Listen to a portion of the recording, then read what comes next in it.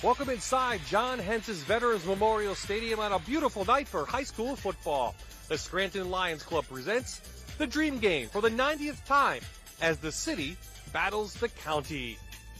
Good evening, everyone. I'm Bob Ide, and welcome to Friday Night Rivals here on MyTV WQMY. A day late, but a beautiful night for football. Joining me topside tonight, welcome back, Jan Cichak, to our Friday Night Rivals coverage from Tunkhannock, and Greg Dolan, current North Pocono coach. And Greg, you happened to coach the city last year, overtime game, only one in history, by the way. You lost. But what are the teams feeling? What are the coaches going through right now?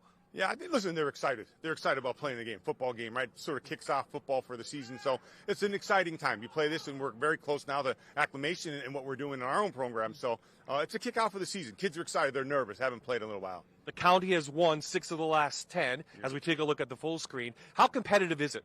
It's very competitive. You want to win, right? I mean, I just said before, I'm still mad about last year, right? Our kids played great. I thought we should have won the football game. We didn't. And it still hurts. You want to win every game you play. And so you're going to see a very competitive game. Weather is going to agree tonight, so I think you're going to see a really good football game. Let's talk about the city team. Big offensive line up front. They're going to rely on that. They're also going to rely on a figure law spotlight player from Dunmore, Daniel Piga. Yeah, epitome of a game breaker, right? 2,300 yards of offense, 1,800 yards rushing, 500 yards receiving, 26 total touchdowns, 2 kickoff returns, and a punt return. So, I mean, you want game breakers. You want guys to make explosive plays. They have him in Dan Piga. I think they're going to use him. My big thing is get a matchup on a linebacker out of the backfield. He makes a big play tonight. Well, you mentioned linebackers. Let's go to Jan. We're talking about probably the best linebacker that came out of the Lackawanna Football Conference last year. He's from Delaware Valley. He's our figure law spotlight player. That's Justin Klisnick. Klisnick had a monster senior year, 157 tackles, total tackles. He had 5 sacks, and he had 2 interceptions. And he was highly recruited. He's going to Old Dominion, and there's a Penn State connection there with Coach Olsemer and head coach Rick Ronnie. He also has a total of 452 total tackles for his career. He started 4 years at Del Val, and he caused a lot of offensive coordinators fits because they were trying to figure out how to stop that young man.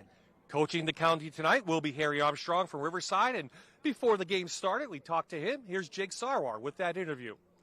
And we're here right now with Harry Armstrong, the coach of Riverside, but you're coaching tonight for the county team. Coach, talk to me. What does it feel like to be here at the Dream Game? Well, the feelings are that of like a playoff atmosphere for sure. Even talking with the guys, everybody's kind of got that excitement back, and it's been a long time since you feel this, and not too many times in your life do you get a chance to feel these feelings too. So we really talk to our guys about embrace it, soak it in, remember what this feels like, because as 18-year-olds moving on, not too many more opportunities where you get to get these types of emotions and feelings going. And Coach, you're mentioning about, embracing it, just taking it all in. You yourself were actually a player in this game before as well. Talk to me a little bit about just the feeling of being back on the field in a different role, but still feeling that excitement that you could share with the players. Well, yeah, absolutely. I mean, 26 years ago feels a long time ago, but it doesn't feel that long. And the feelings are comparable, whether you're playing or coaching. Just being a part of this game is so special. And having an opportunity to share this with these guys, this is a great group of young men here, and it's been an absolute blast working with them the last week and getting to know them and see how they operate and see what their cultures are like and bringing everybody all together. So, I mean, hopefully we just continue with that through the game tonight. Guys are going to play loose and fast and show them what they're all made of. And Coach, you're mentioning you were working with them throughout this last week. It's not everyone from your school. So talk to me, what was your kind of mindset going into this with, people might know different play calls. They might have different ways of running plays, different routes. How are you able to kind of get everyone on the same page to make sure that you're as successful as you can be today?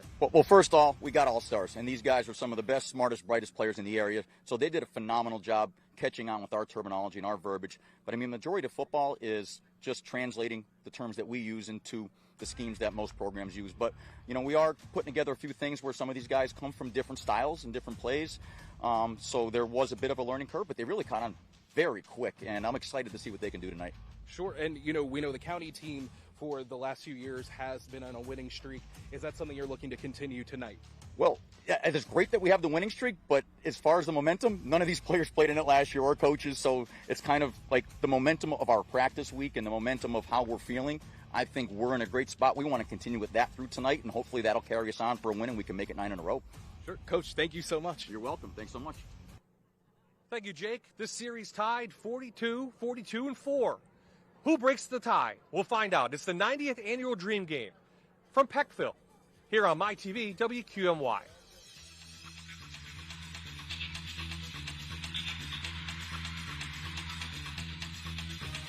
You're watching North American Warhorse Friday Night Rivals special presentation of the 90th Scranton Lions Club Dream Game.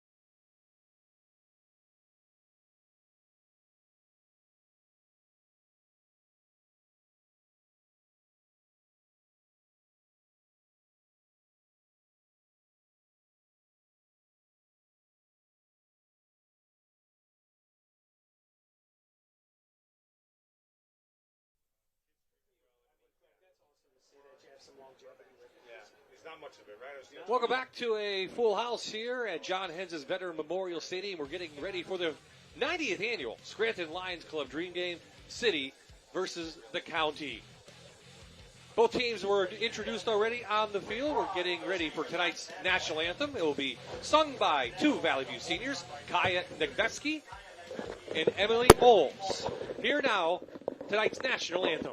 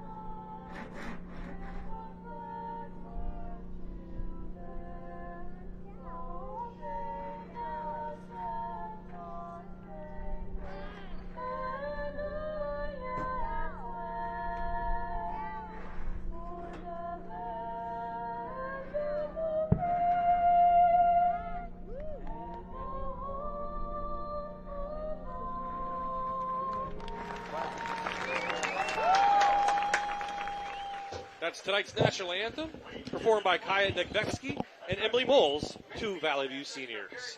Bob, Jan Cechak, Greg Dolan, we're back up in the booth getting ready on a beautiful night, guys. They postponed it from last night, and probably a wise choice, Jan Cechak.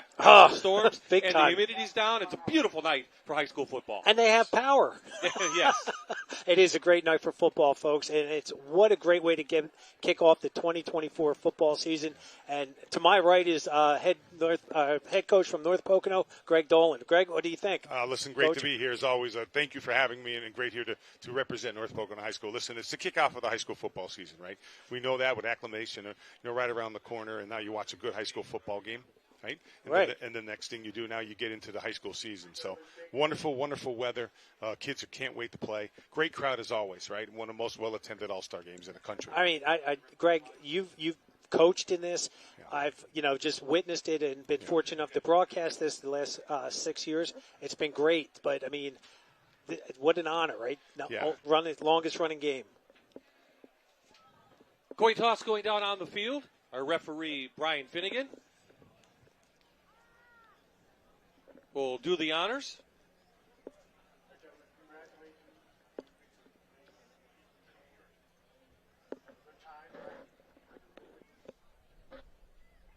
You guys are the visitors. The fox head is the head. The whistle is the tail. Tail, head. What's your call? Tails. Tails is the call.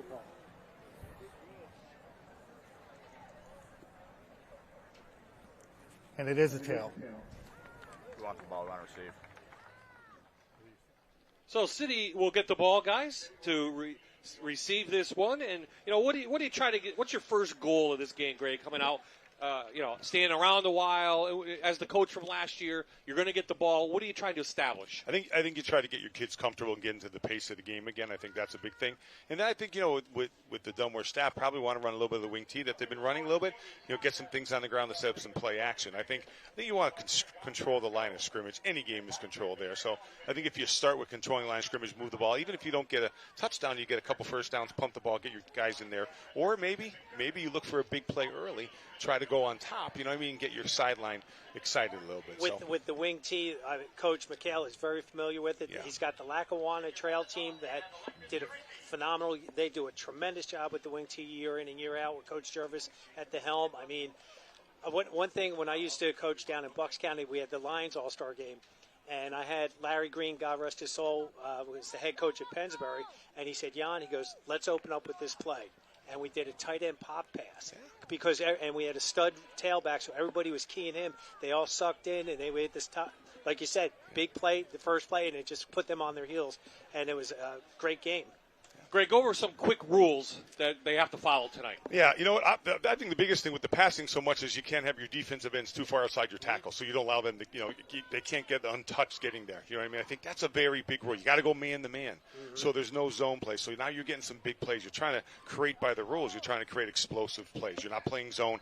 Catch and let people catch, get things in front of them. So man coverage, right? You got to keep 7 in the box in a 4-3. So that sort of tells you that running the ball is tougher, right? So now I think this game has come down to great wideouts and great quarterbacks. And then late in the fourth quarter, much to my chagrin, what happened to me last year, right? I can't get over it, guys, I know. right? It's okay. it's okay, Coach. It's okay, right? But you get that great quarterback in the fourth quarter with some great wideouts. They start flipping the ball around, and then guys get tired because they're not conditioned.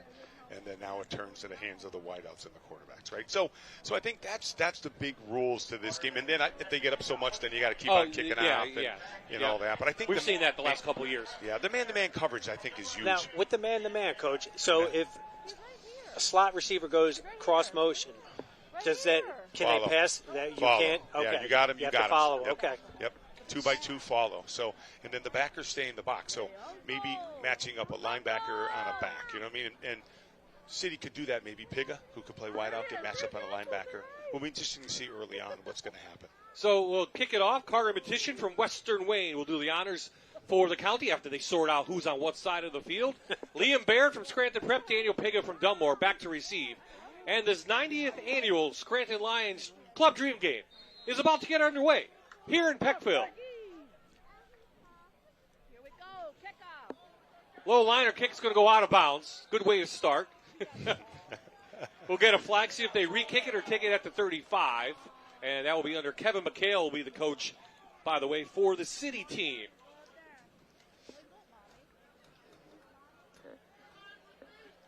So they'll bring the offense out, so we'll take a look at the starting quarterback for the City. Billy Maloney gets the nod out of Scranton, 5'9", 180 pounds. Boy, he's had a great career, Jan, with the Knights. Every time we have watched him, he has been the difference maker when we were broadcasting any of the Scranton games. He's got so much grit to him and so much heart that he was, and Coach Schumber said he was the heart and soul of that team. And he's just a dynamite player to watch. He's going to be a preferred walk-on at Seton Hill.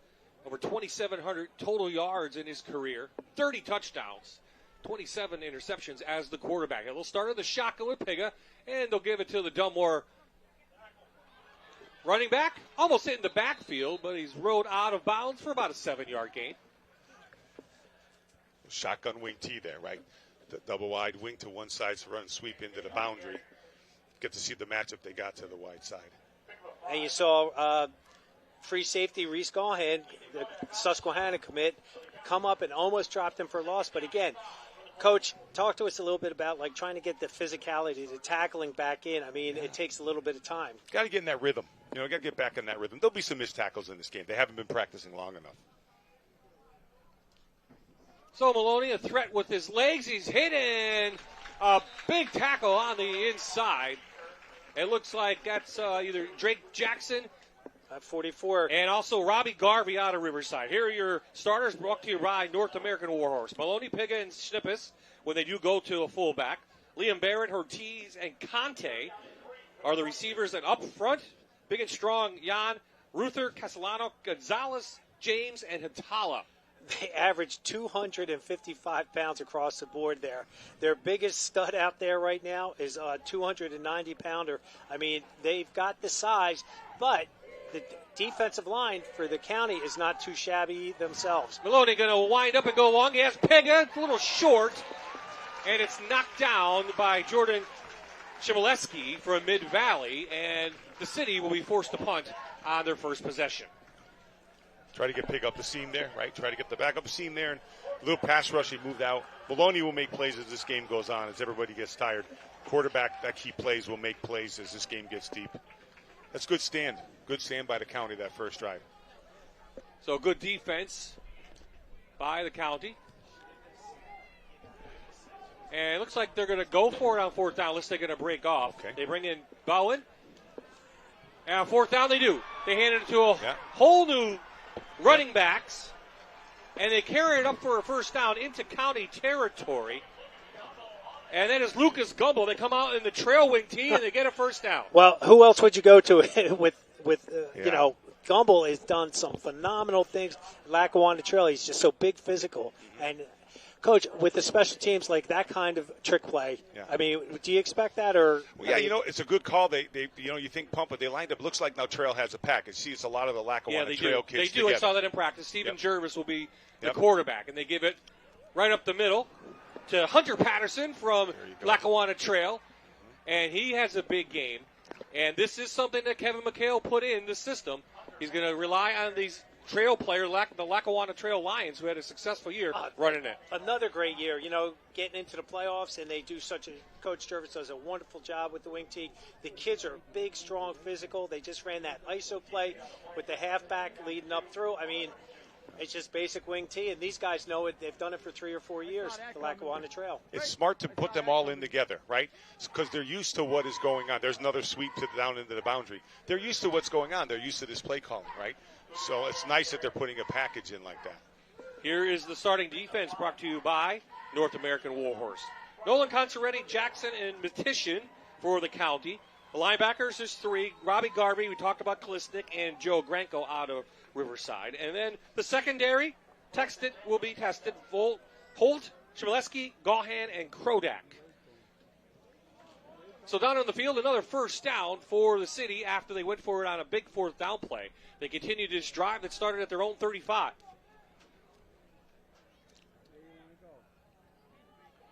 Tried to the inside, and Gumble shakes the tackle. He shoots through. Nice gain there. Good blocking up front. They're doing a great job. Listen, they got good size in there. They're bringing some other guys in. They have good size in there. They're running some wing tee things. But you can see how they're subbing guys in and out. They're getting movement right now. The county line is going back, and the city's getting movement. So this scheme right now is working well. It's a really neat thing to put in a package. And by the way, the great tailback from Dunmore, Mike Perry. Yes. Who I was very lucky to coach is calling the plays. And Michael's a great coach, and he's a great player. So Billy Maloney is from Scranton, is back out. Maloney has room to the left side. Good tackle. Looked like coming up was Victor Holt, number 3. 6'2", 180-pound Mid-Valley. Watch him do a nice job there from his cornerback position. Comes off, just stood in there, and he just chopped his feet, waited for the tackle, and then accelerated. Big jet sweep there, trying to get Maloney on an edge. This is a great play action down now. I think you got first down here. Might be a great play action shot right here for them.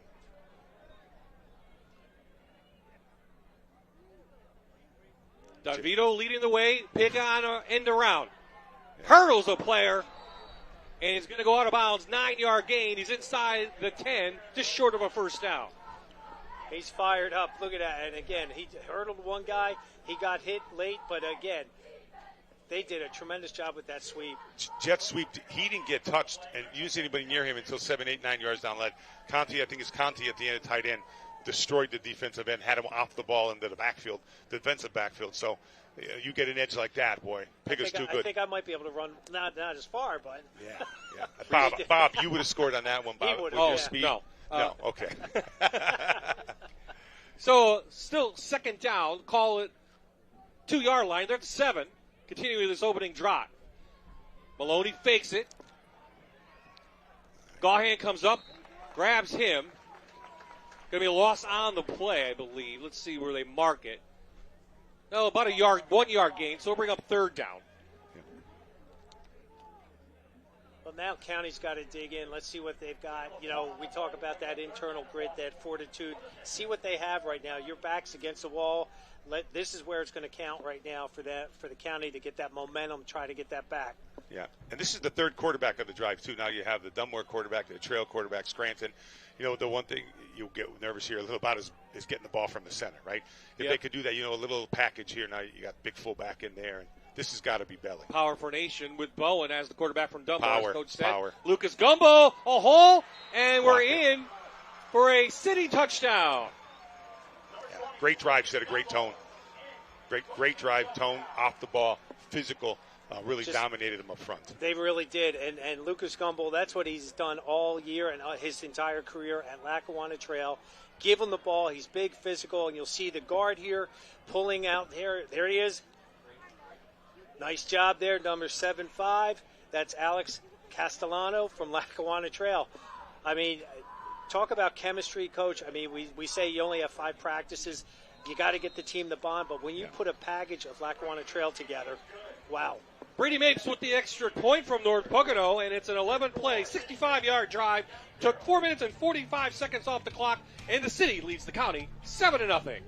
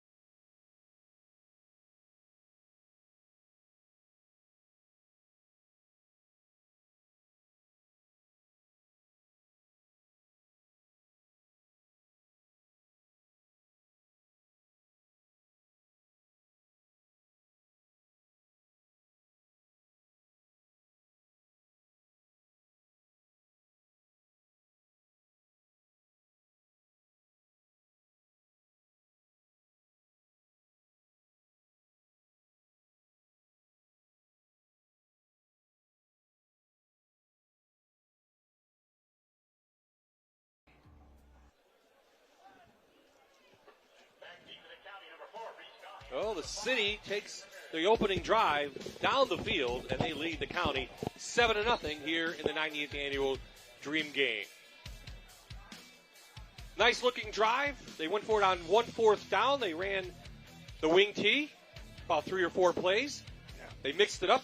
You mentioned 3 different quarterbacks, and here we are, 7-0. Brady Mapes from North Pocono tees it up. High hanging kick. Reese Gahan will take it from the 9 from Riverside. Little seam there. Gahan has speed. Mapes, and he got tripped up by the turf monster.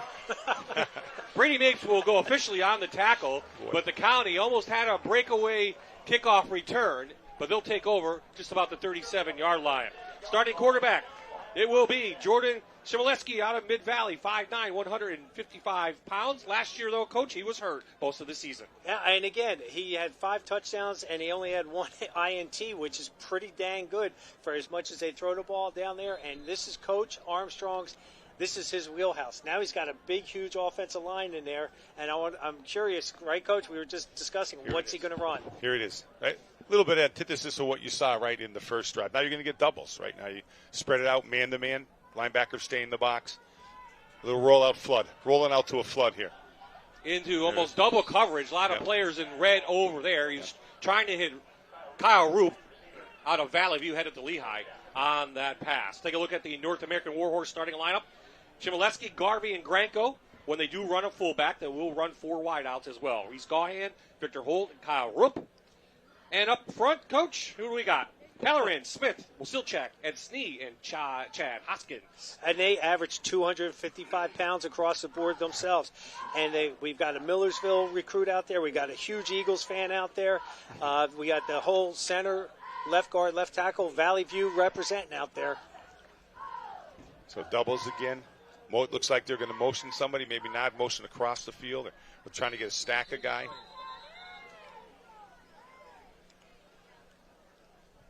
Prior to the snap, delay of game, offense. And we got a delay of game. First penalty for the County. Bob, here's one of those rules we were talking about, right? They come out in doubles. All the defensive backs got to take the outside guys. It's 4 wideouts.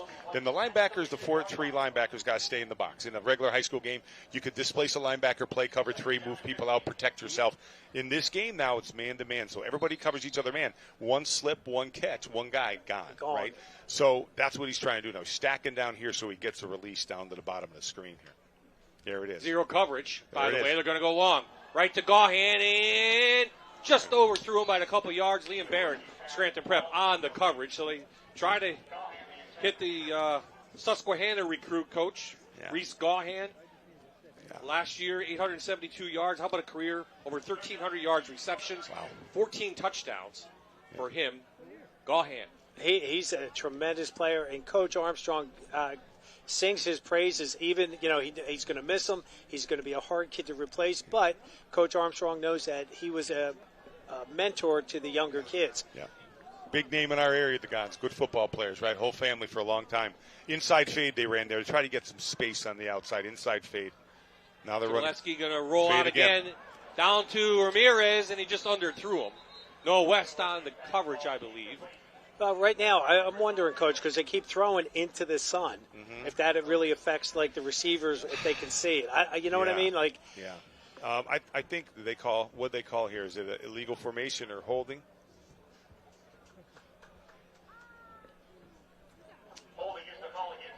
Holding. It was Riley Moore on the coverage, but that will bring the ball back, though, for the county and bring up 3rd down and long. 3rd and long. For Harry Armstrong's team. Well, with the 10, it's still, it's still going to be. But it's a much more manageable down 3rd and 5, right? Yeah. They're trying to take matchups, right, and they're trying to go deep, make a big play, right? Obviously, maybe they feel right now running the ball is not what their skill is going to be in this game, and they're going to try to take some shots. So County takes advantage of that. 3rd and manageable now, and I don't think Harry Armstrong will punt. That will be the question if we get the 4th down. Probably not. Probably not.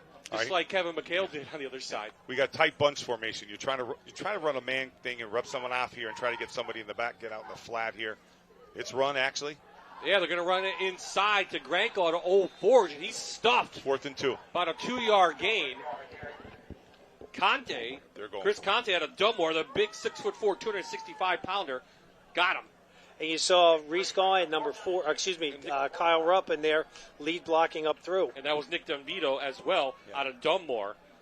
Yeah. He had himself quite a career, too, as well. Last year, he had 131 total tackles. He had over 300 in his career, Nick Dunvito. And ladies and gentlemen, I will apologize early, and I'll apologize often, because if I see a number, I'm going to say the first name I see, but we have 3 number 3s right now running the offense. Shimoleski threw, and Shimoleski is gone. No flags. County scores 55 yards from the Mid-Valley quarterback. Okay. Quarterback power, gun. Right now you're thinking doubles, and it really, hypothetically, it should have, because you still got 7 in the box, but they blocked it well, pulled, and they got a guy up inside. Quarterback made a really nice cut to cut it back. So the North American Warhorse touchdown goes for a big gain. You look at it, they just combo blocked in there, and the guard's looking to the second level. He sprung off, he just scraped the linebacker, and that's how he popped open for that touchdown. Good cut, and really good call by Coach Armstrong. 4th and 2, doubles, maybe he's a passing, coach. We know he is, yeah. He's a good football coach. He knows when they're running past when he needs to do it, and that was a really nice call. 5 plays on that one, 63 yards. It took a minute 15 off the clock. They respond, and they will go for 2. Check. Another bunch set to your inside. You bunch everybody, get a little pick. Little swing out to Granko, and a great tackle on the outside by, looks like Piga.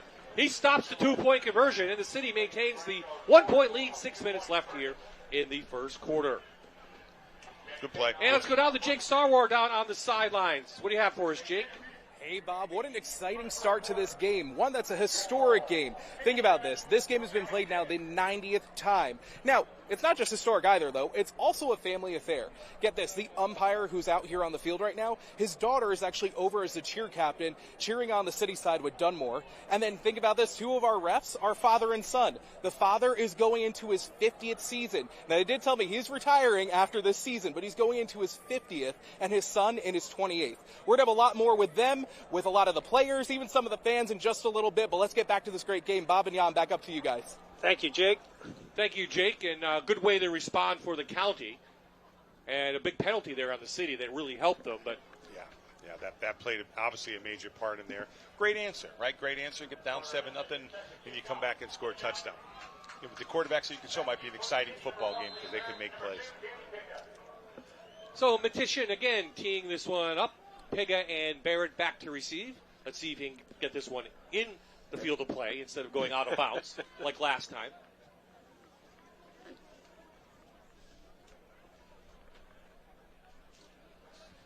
So it was on the ground that County did most of their damage. This one kicked straight.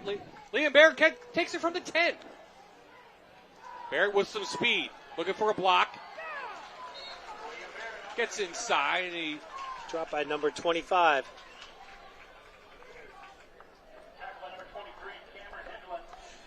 Northeast Rehab, proud presenting sponsor of the Scranton Lions Club Dream Game. Northeast Rehab provides the area's best physical therapy with personalized plans at their locations in Scranton and at the Greater Scranton YMCA locations. To learn more, visit northeastrehab.com. Cameron Hedgeland from Honesdale on the tackle there for the county team. So this will be Thomas Bowen out of Dunmore, who saw some action in the first series. He'll come out and take this second series. 6'2", 190 pounds. He'll head to Penn State, not playing football, but had quite a career, 4-year starter for the Bucks. Down for his teammate, and it's intercepted by the Honesdale graduate, Hedgeland. Makes a tackle and then comes up with a big pick inside county territory. Yeah, ran post wheel there, and the quarterback misread it. They missed the guy to the post, and they had the coverage into the boundary there. And he had plenty of time to throw the ball, too. That was really good coverage. He just underthrew it, and 23 does a great job jumping in there and getting that ball. Yeah, good first down call. They had a guy wide open coming down to the post. He just didn't see him. But you have to take a chance there, and you got to hope he throws the next guy. Make the next play. He's got a big drive here now for the county. Cam Hedgelone from Honesdale, that was his second career interception. What a great time for that to occur.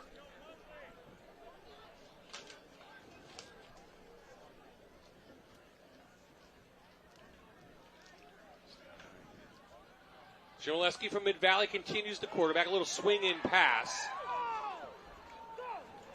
Nice job with that. Looks like Victor Holt, his teammate. And Holt gets about 5 yards on that. You see, they went that slip screen in there, and big 77, Ed Sneeze, 6'5", 325. You'll see him come into your screenplay right in here, folks. Boom, he's just like looking for someone to block. But they did a tremendous job on that. Wide receiver screen, try to get a ball in the guy's hands outside. Good pursuit down the line, but still got 4 yards. Snee headed to Millersville, play in the PSAC, as well as a lot of players down here on the field. Shimoleski back, has time. I'll swing out to Rupp, and it's just underthrown. A little bit out inside city territory. Here, who started for the city defense tonight, brought to you by North American Warhorse. When they started, it was Palermo, Conte, Schnippes, and Doherty. 2 Prep and 2 Dunmore kids start there. Dunvito, Gumbel, and Patterson, 2 Lackawanna Trail players. And in the secondary, Riley Moore, Noah West, 2 North Pocono, DeSando and Piga, 2 Dunmore. That's the city team. About 5 minutes to play here in the first quarter. Both teams have put up a touchdown, 7-6 your score. Big third down now, calling about 6, and Shimoleski's going to take it himself. Stood up, nice tackle in there by Hunter Patterson out of Lackawanna Trail, and an Andrew Suma out of Scranton Prep. Quarterback power, same play they ran for the touchdown out of 3-by-1 instead of 2-by-2. I would imagine he's going to go for it, right? Oh, I would say so. They did a nice job taking care of that defensive line. Defensive line for City, they're averaging 240 pounds across the board. But again, there's only 4 defensive linemen versus the 5. So advantage should go to the offensive line on this. But when you have some big physical players out there, sometimes you have to double team them. Granko from Old Forge. Sidecar to Shimoleski. Moving up front, no flag. Going to try a little swing out. They get it to Rupp from North Pocono. He lays the lumber on Liam Barrett. He goes down. Yeah. It's a NEPA Builders first down inside city territory all the way down to the 35-yard line. Another good call. They bring the guy from left to right behind the line of scrimmage, right? And he goes behind the line of scrimmage into the flat. That's a tough cover because the guy has to come across the other side, and it's man-to-man. And especially you got to get on the snap of the ball. You're getting caught in the wash in there. The linebackers are stepping up, filling. So it makes it difficult for that defender to stay man-to-man. And nice play call, nice execution. I was saying earlier, folks, if you look right now, we have 2 number 4s on the field, so you have to look at their helmet to make sure you know which young man to call. This will be Reese Gahan who gets the fake. Chmielewski from Mid-Valley has more room. He already has 1 touchdown. Can he get 2? Inside territory, NEPA Builders first down. They're inside the Santarelli and Sons Oil red zone. First and goal for the county. Have you guys seen him play? I have not seen them because of teams we play against. He runs really well. He really does, and that's what. Familiar with him as much because Mid-Valley. When they didn't have him, their production went down. Okay, yeah, very fluid. Really gains ground, very quick, and they're running some nice things, and he's making some good decisions. And he gains ground. He's not a big kid, but really runs well. Ethan Grodak, number 9 from Western Wayne, did a tremendous job with the stalk block back there. The defender turned around, so he had to stop blocking him, or else he would have been called for a block in the back. Another quarterback sneak. This time the city is there. Conte is there, along with another dumber buck, Rogan Doherty. He had 33 total tackles last year. You see on the replay right here, they do a nice job with that, trying to get that inside, but with the linebackers, they can't account for all the linebackers. That's why he stepped up, filled, and dropped them. They're bringing that one back, wrapping him back inside to get an extra blocker in there, and that time they close a little bit quicker. Timeout. How about Chris Conte, though? 6'4", 265, 173 total tackles in his career, 42 TFL, 30 sacks. He's headed to Lackawanna. He's got a lot of potential. And he looks the part when you see him in person. And if he's going to Lackawanna with Coach Duda there, watch out. He's going to end up putting on probably another 25 pounds of muscle, and he's just going to be coached up. He looks like a man. You know what I mean? Oh, big time. He looks older than me, I guess, because maybe I look young. Well, you're a young guy. But you see him walk by you, he looks like a man. Like I thought he was a coach, but I saw Delmore someone. I think some thing I was at with them, and I'm like, oh my God, that's almost like assistant coach. Yeah. He goes to Lackawanna, boy. They'll get at with technique and things and everything and size. But he looks the part. He's a big kid in there. You'd have to think he'll be playing college football very shortly after Lackawanna, wherever he transfers, big time school, I think. And that's what Coach Duda at Lackawanna does. He gets these kids and he molds them to get them ready for that next step. And the next step for most of the kids from Lackawanna junior college are going D1. So that must be in his sights. New quarterback. It looks like Mimo in there from Valley View. Little end around, trying to get it to Volt, and he lays the lumber again. And he's up to the 5-yard line. Liam Barrett was there. He took the hit. Noah West as well for the city. And Victor Holt with 6'2", 180 pounds. Watch him come into your living room, folks. And he's going to get hit, but he refuses to go down. Look at that. He keeps the legs popping and chopping and going. I mean, X reverse. I thought Noah West made a good tackle there. Trying to get the flow one way. 105 total tackles for Noah with your guy. 6 interceptions. Yeah. Great defensive football player. Likes the Ravens and the Phillies. Mimo, keeper, has Roop up the middle. He couldn't pick up the block, so they're going to be just short on 3rd down. I'm sure he's going to go for it on 4th down from about the 3. Well, I think, Coach, correct me if I'm wrong, when you're at the 2-yard line and you're running a spread offense, it kind of hurts you a little bit because your field is now compressed. You don't have that room. Yeah, you're usually man down here anyway, right? So now it's compressed and now there's less room. He's been running the quarterback here, but, again, that little slip with that back from one side to the other, you got a lot of options. So he's going 2 by 2. He's got another big quarterback in there, right? Yeah, Robbie Garby next to Mimo. Mimo back, has time. He's looking into the end zone. Intercepted. Liam Barrett has speed, and he could break it. Liam Barrett from inside the end zone. Oh, did he stay? He stepped out of bounds at the 40. Yeah. What a play by Liam Barrett, and a good play by Mimo to get back, or that would have been a that would have been a run. That would have been a record. That would have been a big record. Yeah, if you're going to throw quick outs on the goal line, you got to throw them. Here it is again. Here it is right there. Liam did a nice job of undercutting that and looking that ball right in. He's a tremendous football player on both sides of the ball. Headed to Kutztown, Liam Barrett plays lacrosse as well. What position did he play in lacrosse? I know nothing about positions midfield. other than goalie. Midfield. There's also a penalty marker, and the ball is placed at the city 41-yard line after Liam Barrett's spectacular interception in the end zone. So about a 42-yard advancement off the interception, but this one might be coming back. Let's see, they're going to sort it out. The referees tonight, Brian Finnegan, the head ref, talking to Mike Serra there and Kevin Grassi. Let's see what the call is. Was it after the interception? I think so.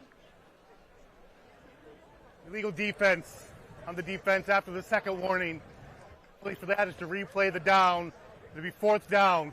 Wow. Okay. All right. Wow. Again, wipe that interception off the board. We talked about the rules, Coach Dolan, and they do have people following the rules down there. They have interpreters here looking at it, and they're going to call that one back, and we're going to do it again. Yeah. Wow. I'd have to see and take a look at if they, unless they did some kind of coverage or like where they weren't having someone cover what they're supposed to or play a little zone. That would be my thought, that maybe they sat in the zone down there instead of playing man-to-man. I didn't know that they already had one warning on the defense. They don't give you, I guess, and that could be something like a defensive end is aligning too wide. Do you know what I mean? Well, so it's hard to tell from this angle, Yeah.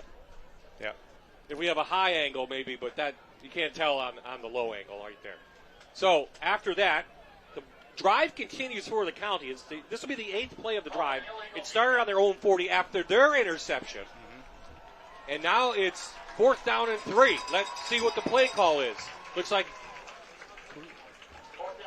who's the quarterback?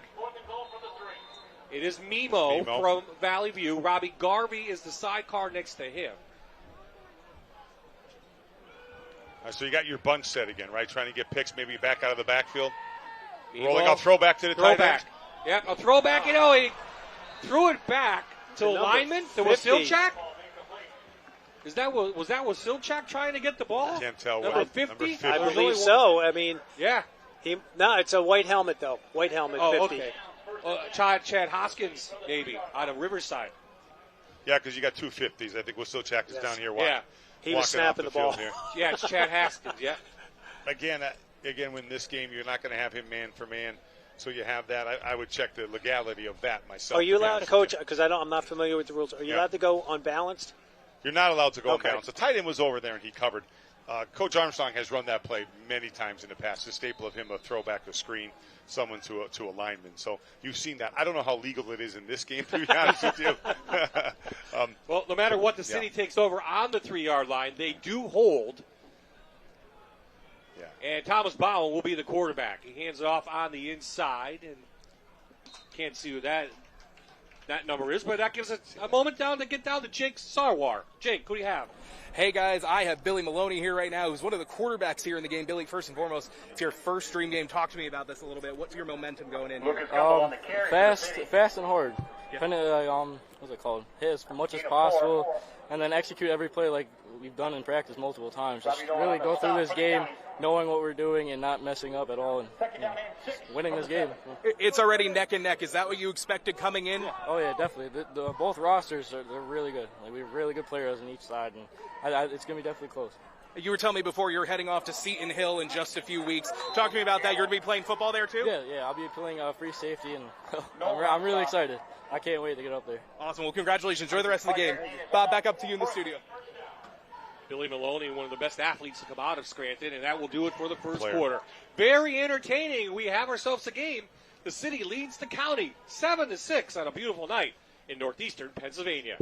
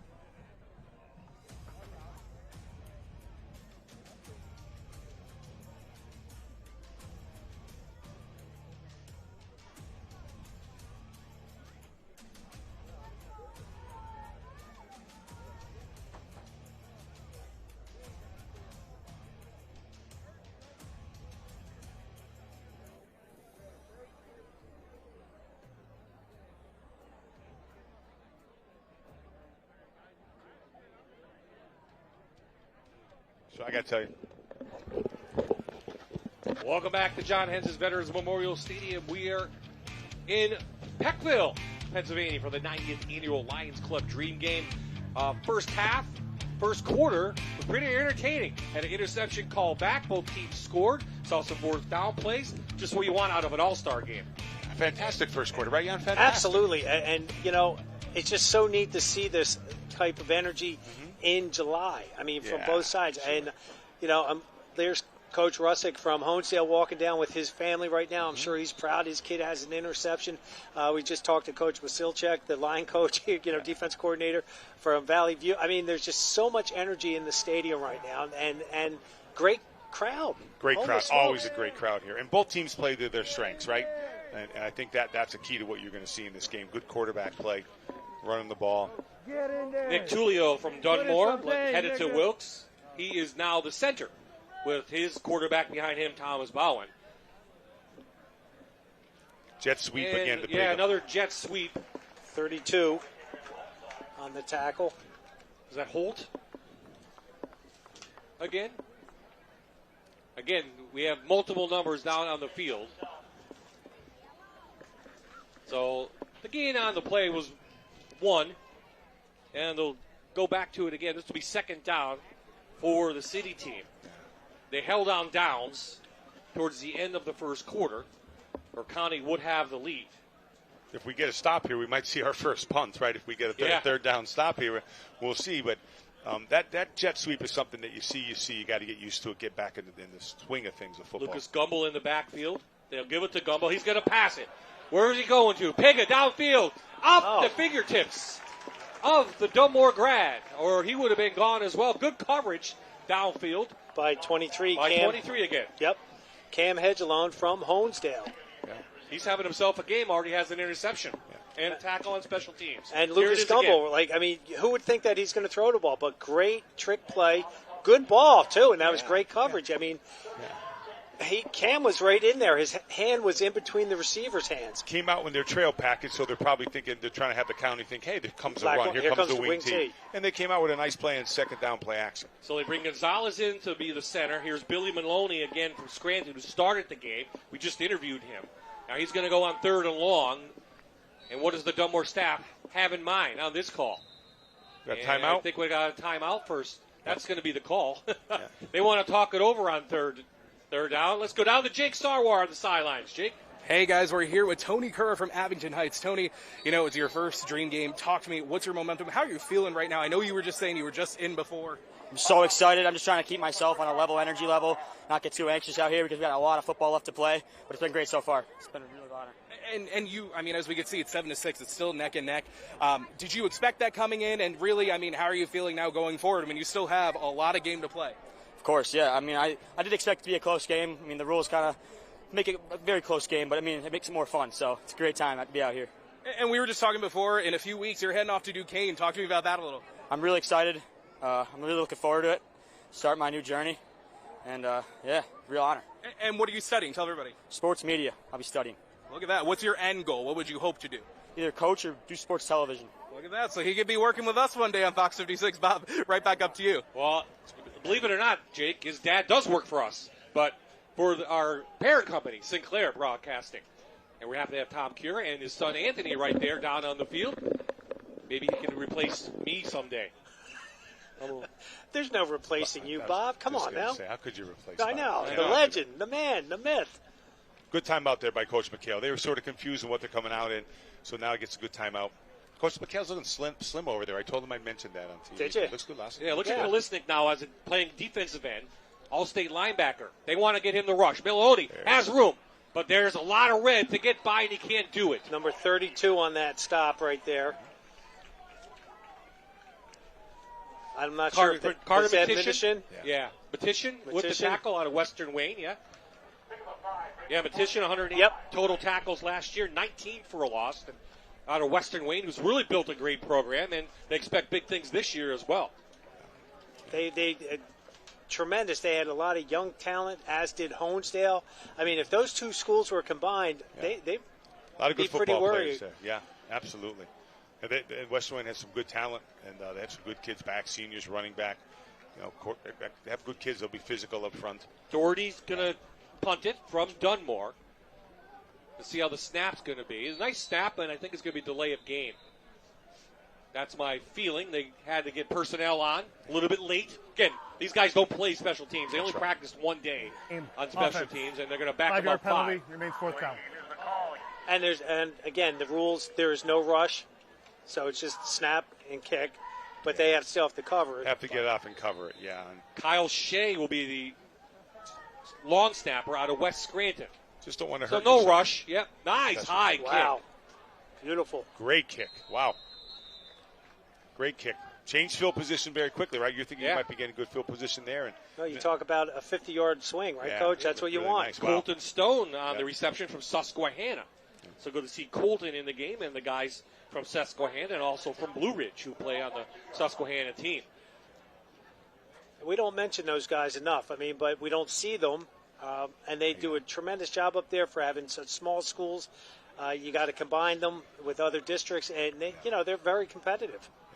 A lot of talented players all over our area and our district, and really doing well in these games, coming to these games and be excited to play in them, right? And then they'll represent their schools really well. There were a few of the players, one from each side, that had an injury that didn't allow them to play, but they came to all the practices and I heard the one young man say, he said, Coach, I'm going to be here even though I can't play because this was my dream since I was 7 years old. That's great. I mean, this is how historic this game is. 90 years old, the longest running game in the country. Yeah. I mean, that's crazy. Yeah, and look at the crowd. I mean, you get more people at this game than you really do at our big games in our Big 33 and East-West games. Oh, yeah. Really, you do. And well, Harry Armstrong, and there's Kevin McHale out of Dunmore, going into his 6th season. Harry's on the field talking to the refs, yelling at the refs about something. Probably wants a formation or something, because that took a long time in between the punt. Yep. So Don Mimo will be the quarterback for the county team. And remember, Valley View used multiple quarterbacks last year. And Mimo wanted to play quarterback in this game, and he does. He airs it up. Good cover. And a flag comes in. This will be defensive interference. Trying to hit, I believe, Colton Stone, who we just talked about, down there on the field. Or is that might be Kevin Schmidt? It's my bad. Kevin Schmidt out of Abington Heights. This double number, triple number thing's driving me crazy. So, again, folks, we apologize if we mispronounce the player. I thought that was good coverage maybe right to the end. Maybe he grabbed on his jersey because he was in spot. He was in a good spot. He was in a real good spot. He must have grabbed his jersey as they were both going to the ground because I thought he covered him well. They just had 4 verts there just trying to get people down the field. So after the pass interference, it goes inside city territory down to the 43-yard line. County trailing in this one 7-6. They went for 2 on their only touchdown. And Mimo remains the quarterback. Granco out of Old Forge next to him. And give it to the big fullback / tight end, and he pulls through up inside the 40-yard line. Let's go back to Jake on the sidelines. Hey guys, I'm here with Jordan Chmielewski from Mid-Valley. Jordan, he's one of the quarterbacks here tonight, and you scored one of the touchdowns here. Talk to me about that. I mean, what's that adrenaline like that goes through you as you run into the end zone? The adrenaline is crazy. The hole opened up perfectly, and I just saw it, and I ran. And as soon as I started running, I'm like, just don't get caught. I saw green grass, and I just kept running. Absolutely. And I mean, again, we're still neck and neck. We got a lot of game to play. Talk to me about, how, what's your mindset like going forward? I'm just trying to keep my composure, keep on the guys, keep up the intensity, and just keep pushing along. Yeah, absolutely. You were telling me before you're going to Misericordia for athletic training in a few weeks. Talk to me about that. Are you still playing football when you head out there? Yes, I will be playing football. I'm going for defense, and I'm excited for the new opportunity, meet new people, and just enjoy it. Well, awesome. Well, Jordan, best of luck the rest of the game. Thank you. Bob, back up to you. Thanks, Jake. Jordan Chmielewski out of Mid-Valley. So far, he might be the MVP of the game because he had a big first quarter on the ground with his legs. And here's the last play. Mimo. You look, he's got the time. Now, Coach, talk to me about what do you tell your quarterback? Because there's not going to be a blitz. Right. So do they get, I don't want to say use the word complacent, but do they take advantage of that or not? I think you need to get your depth and take your time, right? Don't rush what you're doing as far as your mechanics. They keep on running fades and corners and deep balls, and There's another one. They're just taking shots deep on man-to-man away from the 3-by-1. And so that is Frankie LaShawn out of Western Wayne, who was the quarterback, and he connects with Jordan Ramirez, looks like out of Delaware Valley, and it's a county touchdown of 38 yards. That's kind of like Coach Armstrong's MO. He likes that run and shoot, mostly shoot, but. Yeah, but the thing is that when you go 3-by-1, you're getting man coverage. There's no help. There's no safety. You can't blitz. Right. So you have time if your guys protect. Quarterback takes his time. Good technique. Throw the ball. Right. And they'll go for 2. So I think that, again, that's the advantage in this game of the rules that creates big plays. How about Frankie LaShawn, not even in the game, comes in. He's 1 for 1 and a touchdown. He's going to go on this 2-point conversion as well. He's a great kid. Watch for this pass. Out a swing pass. They couldn't do it. LaShawn's going to run, look for somebody. Into the corner, and he's out of bounds. Great effort. Yeah. Again, there's another quarterback that's made for this game. Do something off of rhythm, right? Off of what you're doing. Make a play. So. And you'll see that he was trying. They run with the sweep jitterbug motion. Okay, let's go to break right now. We'll be back. The county leads the city 12-7.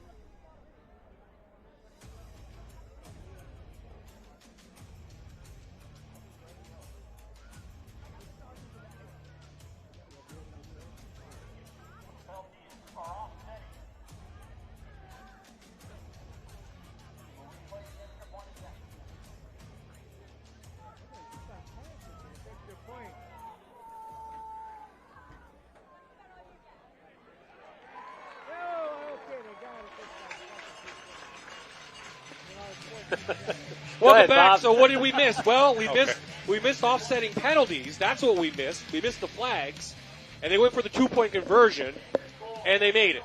So now's the score, 14-7. Here's the 2-point conversion, Jan. And again, they just went that time. Number 4 just kept the ball right up the gut. Reese Gallion, why not? He's just a great athlete. They're running a little divide, bringing the guy back from the bunch area, bringing him back up into the box, and he's following him. So a little divide with a follow there, a blocking scheme. Really nice scheme. Really idea if you can see it, if they show something here. So 9:07 left here in this quarter. The rules have made a difference, right? The rules have made a difference. So far. Yeah. The rules have definitely made a difference in this game. One, we had a Liam Barrett interception called back because of illegal defense. And they see Liam and Daniel Piga. 42-4. That's what we have in this series. And series that started back in 1935. The County won that game 12-0. Wow. And it's amazing that it keeps going on. And there's other All-Star games that go, come back, go, and come back. But this has really been established. And, Jerry Prosciutti and the Scranton Lions Club do a great job, Greg. Wonderful job. It's a wonderful thing to be a part of. If you coach in this, you understand the importance of it, and you understand how lucky you are and grateful you should be to be in this game and what you're raising money for, right? It's not just about the kids. It's a football game, but you're raising money for less fortunate people, and I think you need to understand what you're here for. And it's been run very well, and the Lions Club does a great job with it. Petition will kick it over again. This one may be squibbing out of bounds. I would pick that up. Gumbel. Lucas Gumbel picked it up a little late. Dives back to the 19-yard line. And that's where they will start this series for the city. Are you suffering from neck or back pain? Northeast Rehab has you covered. With their specialized expertise, they provide effective solutions for your discomfort.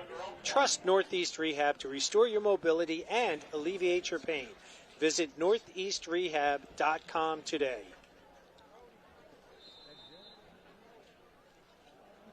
So back out with the city, and this will be Steve Jervis out of Lackawanna Trail. Looks like they're going to run that trail package again. Lucas Gumbel with a sweep. Nice tackle from behind by Matician, but it's a 12-yard gain. Yeah, trail package, right? Sweep, getting to the edge. They're really getting down with the wing and the tight end and creating room out there and bringing the guards out. And you see number 75, big 75, Alex Castellano. Again, another Lackawanna Trail product. Getting out, lead blocking. They do this in their sleep, the Lions do. I mean, and why not? Especially in an all-star game where you talk about continuity, and these kids have it. Trap. Little trap play, as Coach mentioned, up the middle. About a 4-yard gain, and a little pushing and shoving down on the bottom. That's good. That's our tackle from North Pocono. Tal is doing a great job. He's just blocking down the field. I mean, I don't know. It looked pretty clean to me. And Joe Granco, the all-forged linebacker, making that stop. You got to have that trap in there at the wing tee. Keep people honest in the middle. Absolutely. So then you can get to the outside, right? Little trap up inside and belly, but you see that might go later in the game. Open your splits up and run trap. So 4-yard gain. Coach Hendis would be happy that Michael Perry called that play. Yeah. Gumbel looking for a block outside, didn't get it. Still establishes positive yardage up near the 40. He falls down. Granco there. Hedgelon and yep. Here it is right here. You'll see 3 of them in there. Nice job coming in there. Number 1 is Robbie Garvey, too. Again, Old Forge linebacker product there. Joe Granco is used to seeing the Lackawanna Trail offense at that middle linebacker spot. So I'm sure he's probably, I hate this, but, he's a heck of a ball player. Good point, though. He's very familiar with what's happening, right? Yeah. Is that mine? Is that me? They say me? I don't know. Back inside to Gumbel, trying to push forward for the first down. He's going to be close to it, that offensive line.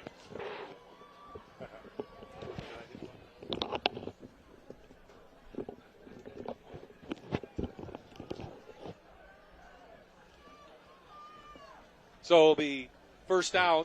Yeah. Okay. Yep. And 10 at the 39-yard line. Just past the, how about the 42, excuse me. 42-yard line. Jervis still the quarterback. They mixed up some linemen in there. I see a bunch of Dunmore helmets up front now. Yeah. I also see a Lackawanna Trail in there. Trying to establish the line of scrimmage again, right? Get the game back in their way a little bit.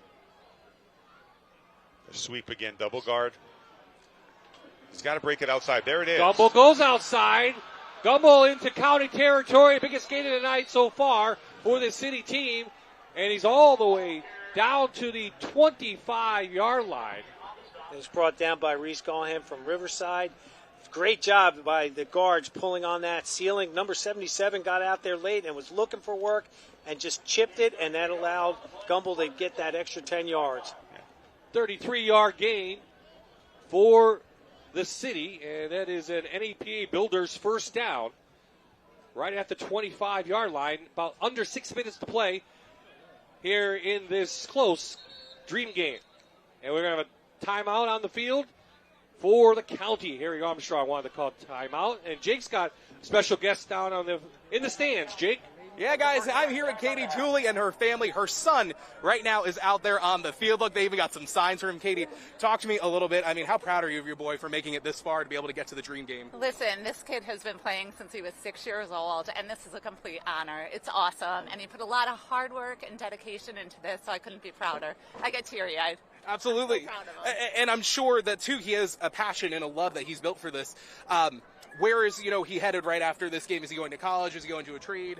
He is going to Wilkes University for mechanical engineering. Unfortunately, he's not going to play football, but that's okay. He's going to focus on his studies and his future career. So exciting. Absolutely. And I mean, that must also make you proud, too. He's still staying close to home, a little close for mom, right? Thank God. A few of his buddies are playing, so we'll still be watching these guys play, at Wilkes, which is awesome. Absolutely. And then to talk to me, I mean, it's a neck-and-neck game right now. You've seen a lot going on. You've seen him play. Did you expect this amount of excitement? Did you expect this type of turnout here tonight? I expected the turnout. I definitely did. As far as the excitement and the neck-to-neck, no. But I think, these boys have been playing together for a long time. The Dunmore crew has, and I think they'll pull it off. Yeah. They're good. Yeah. Absolutely. Well, it's great to meet all of you guys. Yeah. Bob, back up to you guys in the booth. Yeah, it's not just the kids who are enjoying tonight's game. The parents, grandparents, siblings get to see them put the high school pads on one more time. Inside handoff, Piga. Hit once, bounces out. Piga into the open. Piga looking for a touchdown. He's going to be wrapped up by Grodak, and he's out of bounds at the 6. Another wing T staple, right? You got the wing one way, you bring the tail back, you see it here, and then you bring him back the other way, back inside, little tackle trap action, and you bring him back, counter action, back goes around. So running the staples of the wing T with the trap and the tackle trap. 19-yard gain. It's an NEPA Builders first down. They are in the Santarelli and Sons oil red zone, trying to tie this one up. Pig is very slender, but very elusive. You know what I mean? He is. You don't get shots at him. Piga headed to Wilkes. He'll A lot of boys headed career. to Wilkes and Kings. Nice to see him stay. And Misericordia, by the way. There it Jervis is. to Outside, Piga. just cut it, and he's gone. He's gone. Piga Yeah. is going to go in for a city touchdown brought to you by North American Warhorse. No flags down, and after the PAT, will be tied. I think the one thing the county has to look at, maybe go inside, is how they're lining up against the wing. Right. They're getting sweep anytime they want it, so they're not covering the edges. If you don't get the edges covered, you get tight end covered, the wing covered. They have a gap, like right out there. And if they don't have that gap covered, then the offense has now an advantage out there with the gaps. And if you watch it, you'll see they're just going down, pulling the guards. Backs can go in and out. A good back like that, that's easy. Brady Miggs. Attaboy, Brady. PAT is up and through, and we are tied. 5:03 left in the first half after the 6-play, 80-yard drive. The city counters, and we're tied at 14. When you looked at these rosters, people always ask all the time, who's got the better roster, who's got the better roster. I think 14-14 tells the story. They're even. They're pretty Very even. Yeah. When we did the District 4 All-Star game, it was glaring that the South, the North had the big offensive line, and Jalen they had Andrews, a lot of them. Where the South had 7 offensive line, by the time that fourth quarter rolled in, they were winded. They were just gassed. Well, I think it comes down to right now the city's running the ball and running the wing T at them, so they got to adjust to that. But it's going to, the quarterback play, right? Mm-hmm. All the quarterbacks are playing really well. City's running guys in and out of quarterback. County has some good quarterbacks. Frankie Deshawn, the guy from Mid Valley, runs for a touchdown. So I think you're seeing what quarterbacks can do in this game. But the one glaring thing is that they have to figure out what to do with the wing. How are you going to cover it? What are you going to put on it? I think that's very big in the second half. How are you going to do that? And with that package of Lackawanna Trail coming in, being so well schooled in the wing T, that makes your coaching easier a little bit when you say, okay, Lackawanna Trail package in. Yeah, and Piga ran the wing T. Yeah, he ran the wing and T. Dunmore is very familiar. Very familiar with it. Kevin has switched to the wing T and doing a really good job with it. And you can see how familiar his tailback is in it. Mm-hmm. And when you get down blocks like that and get guards out there, right, Jan? It's so easy. And when you have a good back in, now see how he just bounced out? That's really easy. So you talked about the rushing, and we thank Tom Robinson for this stats. City's rushed for 175 yards so far in the game. Lucas Gumbel, 10 carries, 93 yards. He didn't get the start. Pickett in there as well. Yeah. I think if my math is correct, I'm okay. That's 250 yards right now they're on tap for, right? So Are you supposed to throw the ball more in this All-Star game? It's set up to throw the ball more, Bob. You're right. But right now, running that wing, again, they're getting edges, and that you just keep on running what's working. They'll throw the ball also, but that's a big number to run for in the first half already. Still 5 minutes to go. Good job by Volt. He bops out from Mid-Valley, and he is a nice carry on the kickoff return. Past the 35, up to about near the 40-yard line to begin this drive. Gets that ball to 5, bounces back to the 3, and again, good vision in there, good blocking, nice stutter step in there, get that extra yardage. Sets up the county with some decent field position to start. That was Jaden Ramirez out of Delaware Valley. I corrected myself. He's headed to Kings to play football. Looks like Dom Mimo from Valley View steps in as the county quarterback again. As the sun sets here in Peckville on a beautiful night for high school football. Couldn't be more beautiful, right? What a picturesque if we look out here all over the mountain, too. It's just a great view. Frankie LaShawn actually comes out as the quarterback from Western Wayne. He bobbles that, a little bit of a rush. Camaro trying to get him. Good block. This is where it gets entertaining in this game. And he's dragged down by a horse collar. That should be a penalty. Let's see if there's I don't see a flag by Mike Serra yet. He was dragged down by the backside. No flag down, but he picks up 6-yard lines to the 43-yard line. Let's see what. Great discipline from the secondary. Replay. Yeah, we'll look at that on replay. Bob, they missed the call. Listen, they're in their first game also, and everybody. Yep. But that looked like a pretty obvious call that he was dragged down from behind by the horse collar. Number 3, look at him in the back, all the way downfield. The other number 3. Right. And here it comes. Yeah.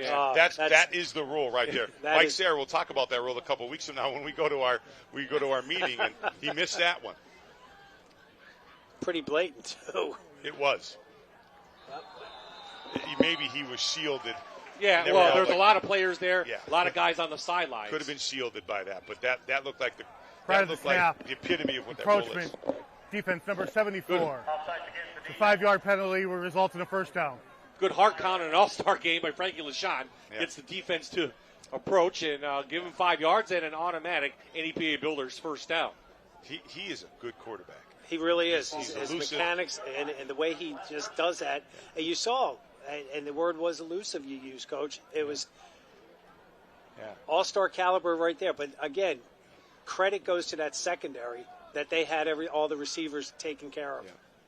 In his career, threw almost 3,000 yards, 24 touchdowns, and does a nice job there as they give it off inside to Anthony Cura out of Abington Heights, past the 50 into city territory. Boy, Anthony put his head down and just went. He was injured, right? He was injured a lot. A little bit, yep. He's good back when he was healthy. This is a big drive in the game here. You know what I mean? Someone could take control going into halftime, and we're setting up for a really good game in the second half here, fellas, right? We are. A lot of playmakers, a lot of people that could make explosive plays. Here's a double set, okay? Maybe motion somebody. Get 2 or 3, but here's Jet. He's bringing them back off a jet look. Yeah, Gahan slips through. Reese Gahan, a big gain of about 15 yards. And flag comes down late, and he's going to be at the 43. We're going to tack on 10 more for the face mask. And the county will be in good shape here after an NEPA Builders first down. Their run face game mask, is nice. Defense number 5. It's a 5-yard penalty, first down.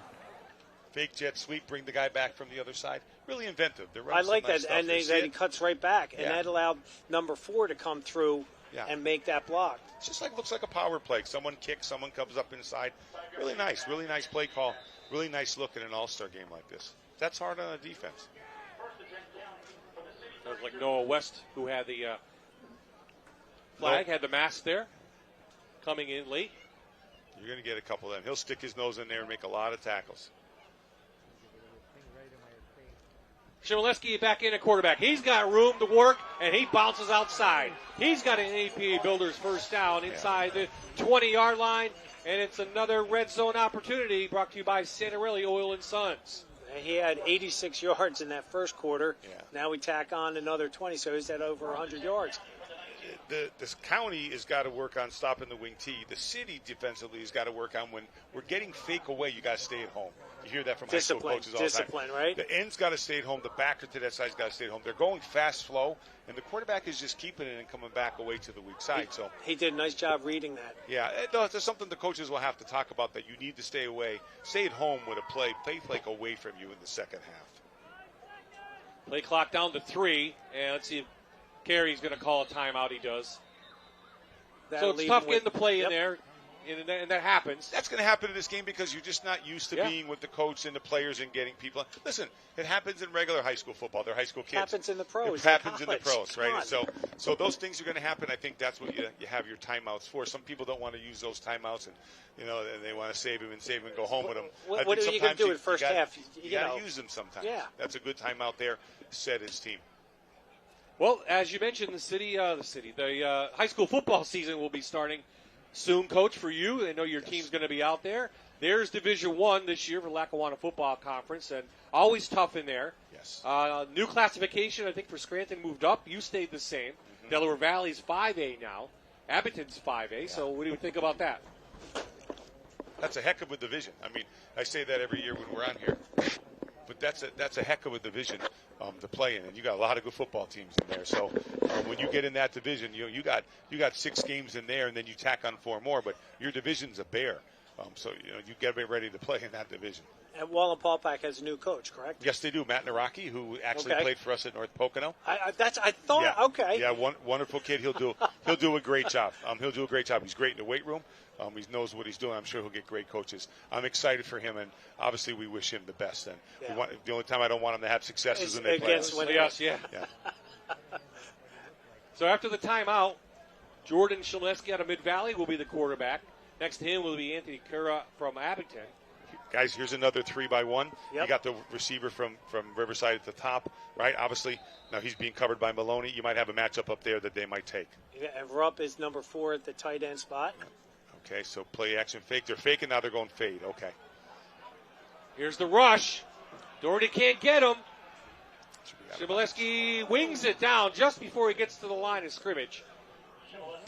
Tried to run the fake. Remember they ran the wide receiver screen before Jan? Yes. So now you fake it, and then now you look like you're throwing to him. Now you bring a wide out that runs a little inside fade. You get some space. Yeah, Victor Holt was down there, his teammate. Yeah. Couldn't get him. Sometimes that's, look at that. Sometimes just that's more elusive in there. And again, I really appreciate his athleticism in there. He drilled that ball in there and right at the line of scrimmage. Yeah. And as the game wears on, those quarterbacks that aren't as tired because they're rotating, the defense is getting tired. Yes. So, you have to start chasing them down. I really like the quarterback from Mid-Valley. He's athletic. He runs really well and throws the ball really well. Shibaleski headed to Misericordia. Number 4 down the middle of the field. Rupp with the double. Almost caught it on the flip. He had it up in the air, but the 6'2" Valley View Cougar couldn't pull that in for a touchdown. He had him early. If he threw it a little bit earlier, I think you got a touchdown right there. But he waited, and then the defensive back closed. Right, you see right here, he sets up good. All right, good footwork. That was a tough throw, to be honest with you, because the defender, number 8, had inside coverage on him. It really did a nice job taking that away. I think that's Palermo, Quentin Palermo. That's Quentin Palermo, right? Yep. Yeah. Of course, his brother Cam, they're twins playing in tonight's game.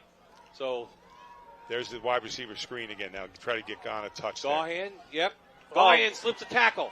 Still on his feet. Gahan close to a first down. Inside the 10, 4th and 1 coming up. Nice job by Gahan. That was all him in there. Nice job. They let defenders come up real quick, think they're going to get it. Look at that. Just elusive, and he keeps the leg drive going. That's what's made him so successful in his high school career. He's a great football player, and obviously his stats show that. You got to make those tackles there. You miss 2 tackles, now you get him to like a 4th and whatever. Now you got a 1st and goal. You got to make those tackles. But tackling won't be great in this game. Remember, these kids haven't been working on it for too long. Over 3,000 total yards in his career, Reese Gahan, 35 touchdowns. For the Vikings of Riverside, he will be missed. 1st and goal. From the 8, Shibaleski bounces to the outside, and the Mid-Valley graduate is in for his 2nd North American Warhorse touchdown. Quarterback ISO away from the 3-by-1, led the fullback there, and he runs well, man. I like the way he runs. Now he's probably going to go for 2 here. Still plenty of time for the city too after this 2-point conversion try. Shibaleski happy to be playing after injury last year, kept him off the field. Good athlete Misericordia will be getting, playing for the Cougars in the near future. So Harry Armstrong calls the 2-point play. Matishin is a good kicker, but Harry likes to play all-star games. Interesting. Yeah, keep it exciting. 2-by-2, 1 back in the backfield is a quarterback run again. Yeah, moving up front. Jumped again. All right. Good discipline by the offense. You have to think right now with the close now. You have to think quarterback run again, right? He runs well. They got that big fullback, number 88 in there, playing the fullback position. That's some pretty good size in there. You have to think quarterback run coming up right now. Yeah, you got 3 guys on the left side from Valley View, 2 on the right from Riverside, and they all held the ground. Yeah, is it the kid from 04 to number 88 there? Is that him? Granko. Yeah, he's 6'1", is he 215? That's a big fullback in there leading your quarterback. Oh, Harry's on the field. They got a flag here. Boy, you step on the field that far, that's got to be a flag, right? But False that's start. calling illegal motion. Offense number 15. 5-yard penalty. Retry the down. Wow. That's what he's arguing. Yeah. Wow. Okay, so they're saying that Kevin Schmidt moved. So that will back them up to the 8. So now they're kicking. Yeah. Now they're kicking. There's a little delayed. Did I see that? Was that delayed? Am I missing something? Was that a little delay call? Yeah, a little bit delayed. Yeah. There was a conference. Yeah. You can't rush this. Listen, just get the snap, hold it, kick it, no worries. So Matition is on now for the PAT to give the county a 7-point lead. Late here in the first half. Again, no rush. There you go. It's up, and it is through. So 9 plays, 63 yards.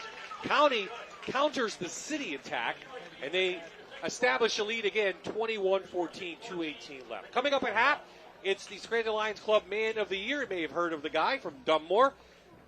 Yeah. Vic Fangio. Yeah, former head coach of the Denver Broncos. And, welcome home, Coach Fangio. Go Birds. So we'll honor him. Philadelphia Eagles now new defensive coordinator. We'll hear from him after the ceremony, and we'll have our Carl Pfeifferberger Player of the Year, and then we'll go to Chris Petruski out of Holy Cross. So we'll have that at halftime, brought to you by Toyota. He will go down as one of the greatest defensive coordinators in the game, NFL history. How everyone tries to, let's do Fangio's defense, the way they play that secondary. Yeah.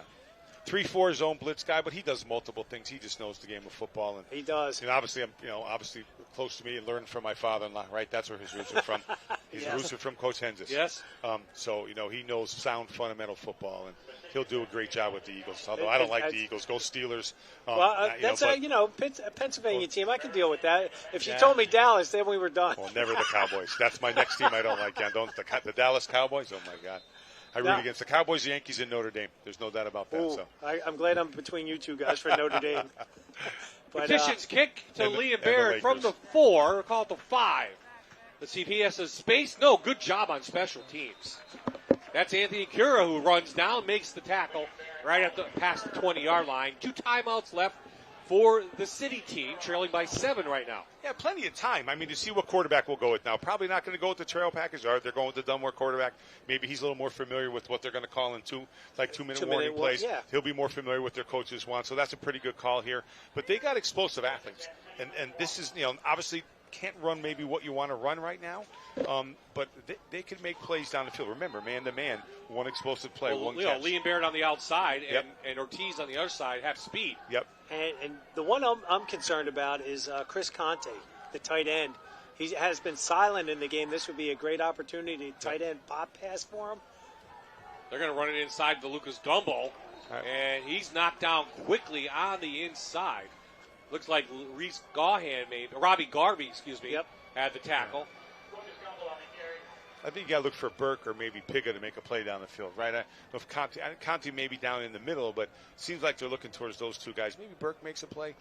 Maybe Piga makes a play down the field. I like Barrett on this outside against Hedgelund out of Holmesdale. Got you. One-on-one. Another matchup, yep. You got Piga in the slot, then you got down there, right? So you got a matchup. I don't mind it down here.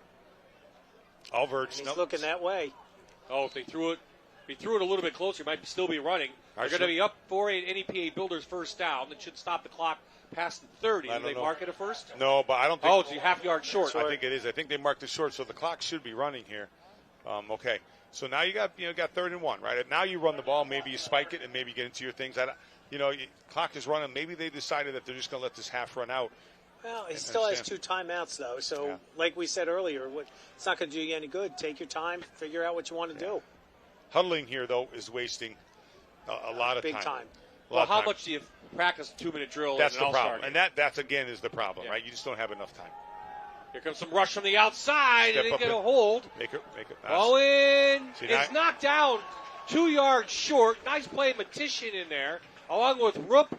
And number 88, Joe Granco for that I'm stop. surprised that the county's not calling a timeout now, right? I think you're right Okay, there. There it is. I think Harry just did call it. Yeah, I think you have to. I think you have to force them to make a decision right now. And I think you got to punt, but who knows? Maybe they put the trail package in and run and get a first down and feel very comfortable running sweep out there, I think you punt here. I think you punt here, but who knows? It's an all-star game. I think in a regular high school football game, this ball is being punted away. So Division II of the Lackawanna Football Conference. We got Dunmore in there, Lakeland, Mid-Valley, West Scranton, Western Wayne. It's a toss-up there. A lot of good teams in there, Coach. There are. And Dunmore, we know that Coach McHale, what he's doing. He says they're young, a lot of sophomore and freshmen, but give them a little bit of time during the year. We know what Honesdale has coming back. They've got some great skilled players there. Lakeland, there's another Spatero coming up through, and Coach Proharchek is really high on his underclassmen. Again, they're going to be playing a lot of young kids, but the dividends will be paying off next year. I think you look at that. You got Honesdale as a senior quarterback. Western Wayne has a great wideout back, and they got the great tailback. And obviously that program has been doing very well lately. I think you look at those two, could be sounds crazy, right? But Western Wayne and Honesdale could be the favorite. And as long as you keep West Scranton as a 5A in that division, they should be a bear in that division soon. I mean, you're talking a 5A football team. So there's another team you're going to see because they have a lot of athletes. Coach Manetti's done a nice job taking over that program. It's going to be a long, hard road for him to get that program up and going like they used to be back in the early 2000s. But they should do pretty well in that division as a 5A. 4th and 1. Here comes the tush push. And they're going to have a first down. Gutsy. Now, what do you do with this now? Stops the clock. Oh, maybe they called 2 plays already. 40 seconds left. There you go. Get right to it now, Bob? Yeah. Yep, I think so. And you just don't want them to get the ball back because they've been explosive in this first half. You have to think they're going to take somebody vertical. Pigga here maybe, down the middle of the field. You got to give it a shot with zero coverage, no safety back. I think you got to take, maybe he's going to look at. There he's it going is. to Burke. He's going to Burke. Burke makes plays, but Liam, little short, trying to get Liam Baird. Hedgelow with the second interception of the night for Honesdale. And he's taken down right at the 50-yard line. That was thrown well short to the speedy Liam Baird, but a great job by Cam out of Honesdale, Coach. Boy, I'll tell you, Coach Russ, he's going to be so proud and beaming. Look at that. High points it, jumps at the perfect time, gets right between the ball and the receiver. Nice way to end this half. Yeah. Everything the city didn't want to have happen, right, Don? Now they got 15 seconds in a timeout. So you could take a shot here. Remember now, the other team can't play deep and play quarters and play off and they just and have tackle. to play man. They has to play man. So you can get a matchup 3-by-1 and get another fade or a corner here. And you know Coach Armstrong pretty well. He's going to foot's on the gas pedal, baby. He's going. He's got one timeout, so I think he's done. Oh no, it says one there. I don't know if they took that off. No, I think one timeout left. They're going to motion him or no? Keep him. So motion him. You got the 3-by-1 down here with a tight end. Shivaleski, the quarterback. He's trying to go to Roop down the middle of the field, but they ran into each other. Yep. Somebody ran the wrong route. Yep. And that's too many guys out there. Absolutely. And there were 4 white jerseys and 2 red. If you see 2 guys together on offense, right, somebody I'm sure it was like a 4-vert. Somebody should have been down on the bottom of the thing here, and someone should be down at the other hash. Again, they're told, top of the numbers, hash mark. Yeah. Again, he just let that ball. You see they both faded up into the inside. Yeah. I would think Roop would probably have to go to the sideline. The other guy's a crosser to get 4 verts. So you got man-to-man up there now. So you got man-to-man up top. He's got to be on the ball. Motion.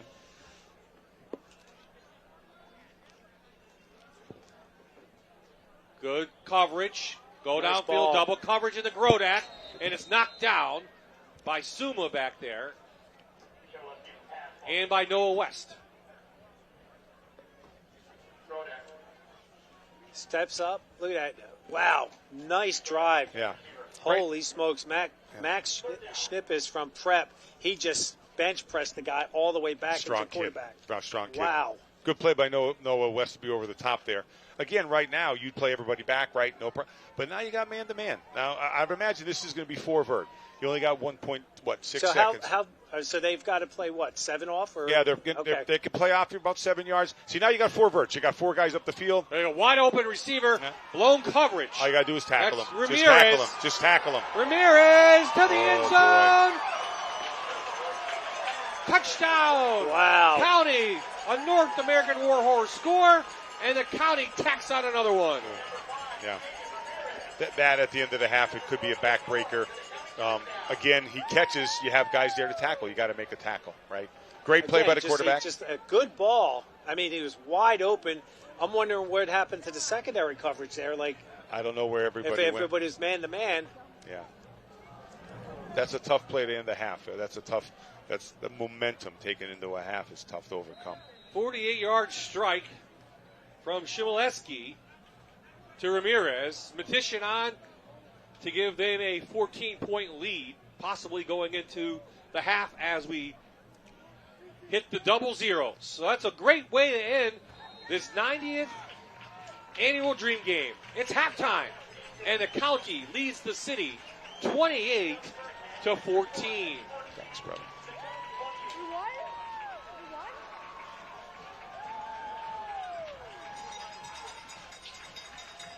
Both teams had opportunities, but there's been a couple big interceptions from Honesdale's Cam Hedgelon, which really has helped this county team.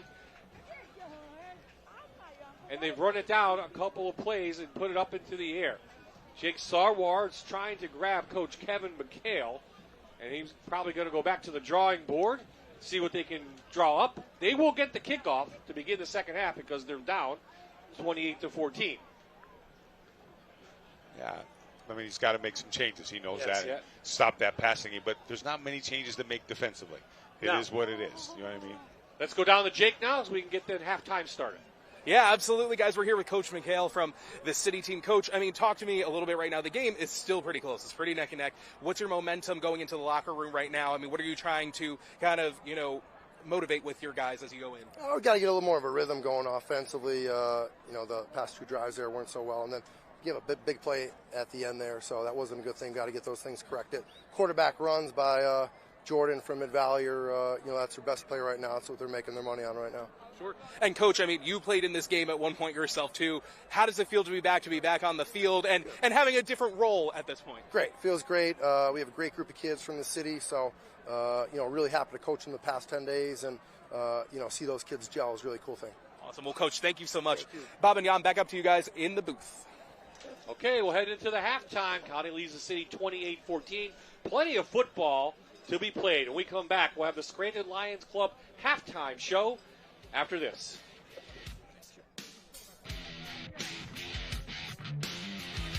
You're watching North American Warhorse Friday Night Rivals special presentation of the 90th Scranton Lions Club Dream Game.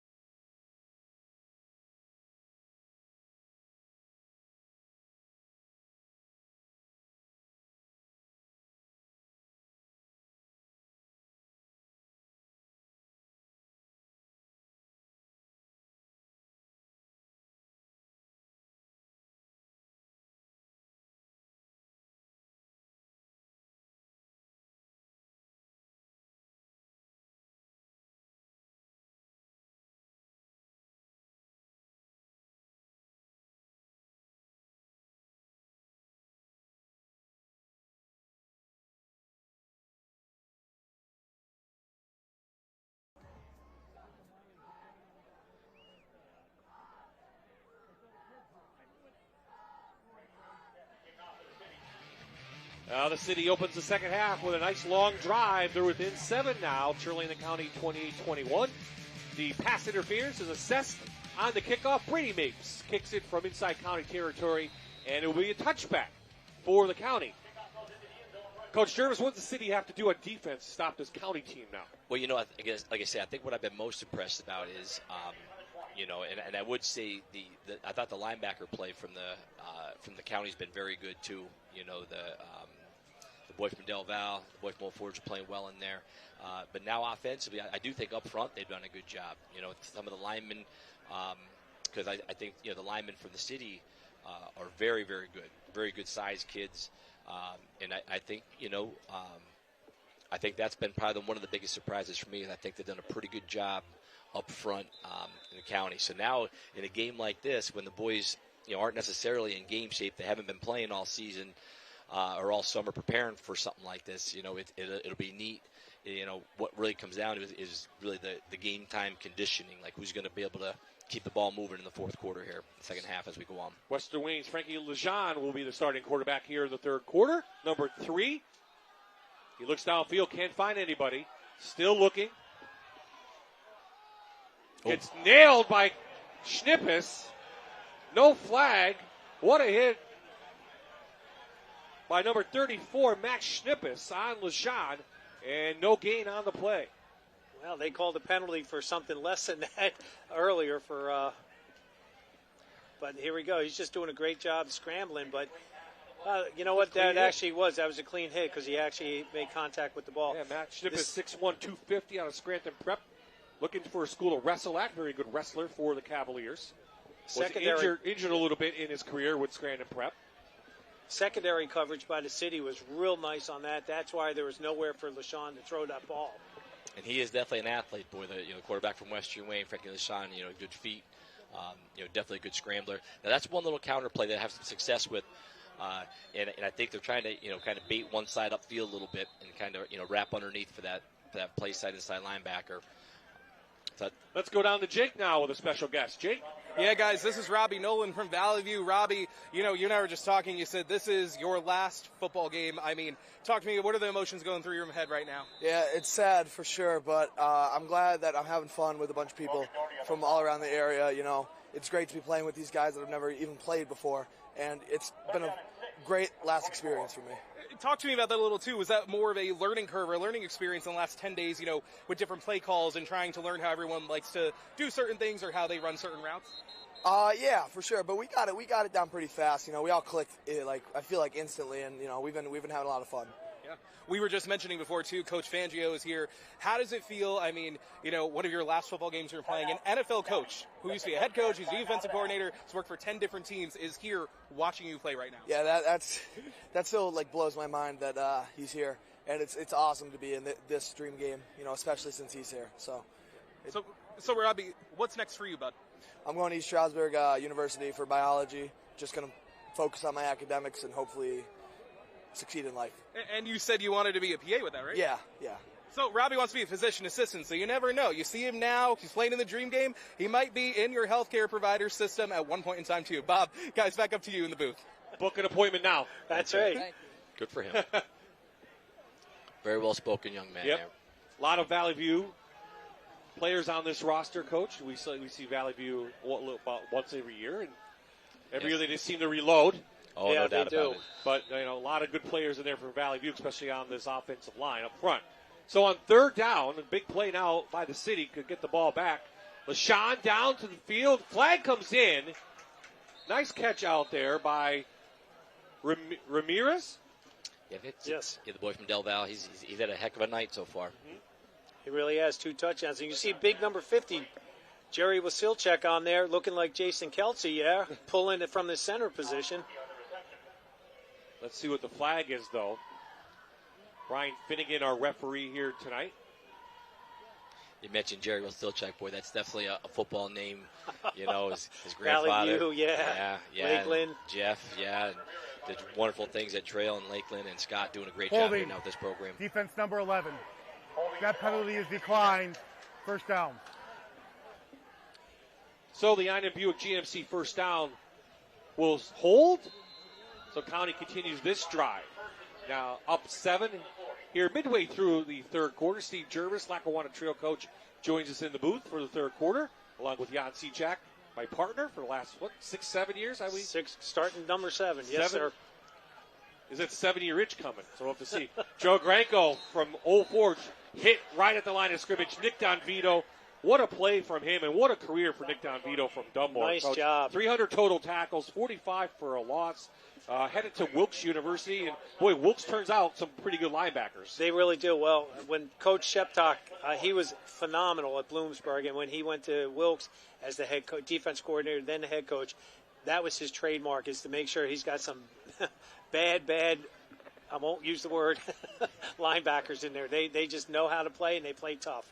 Yeah, definitely mentioned, I think Dunmore, we have to prepare for them year in and year out. They do a real nice job, and he's a very good player. The kid you definitely had to prepare for when you're getting ready to play Dunmore, the Dunvito boy. LaShawn to the outside. Hits the Valley View product. Roop, 9-yard gain on that, right near midfield. It's a well-designed play there. I give Coach Armstrong credit there. It's a well-designed pass play. Especially the way they ran that little rub route in there. Yeah, so with the way the rules are predicated, you have to play man. If they're in 2 backs, you can have, you can play man free. You can have 1 safety to help in the middle of the field. But once you go to a 1-back set offensively, you have to play cover 0, which is pure man. So you want to try to get some crossing routes and rub routes and picks and things like that. Kyle Roop headed to play football at Lehigh. Definitely a good student. He's going, yes, he is. Going to Patriot League. Here's Granko. Big push from that offensive line inside city territory, and it's another Einem Buick GMC first down for the county.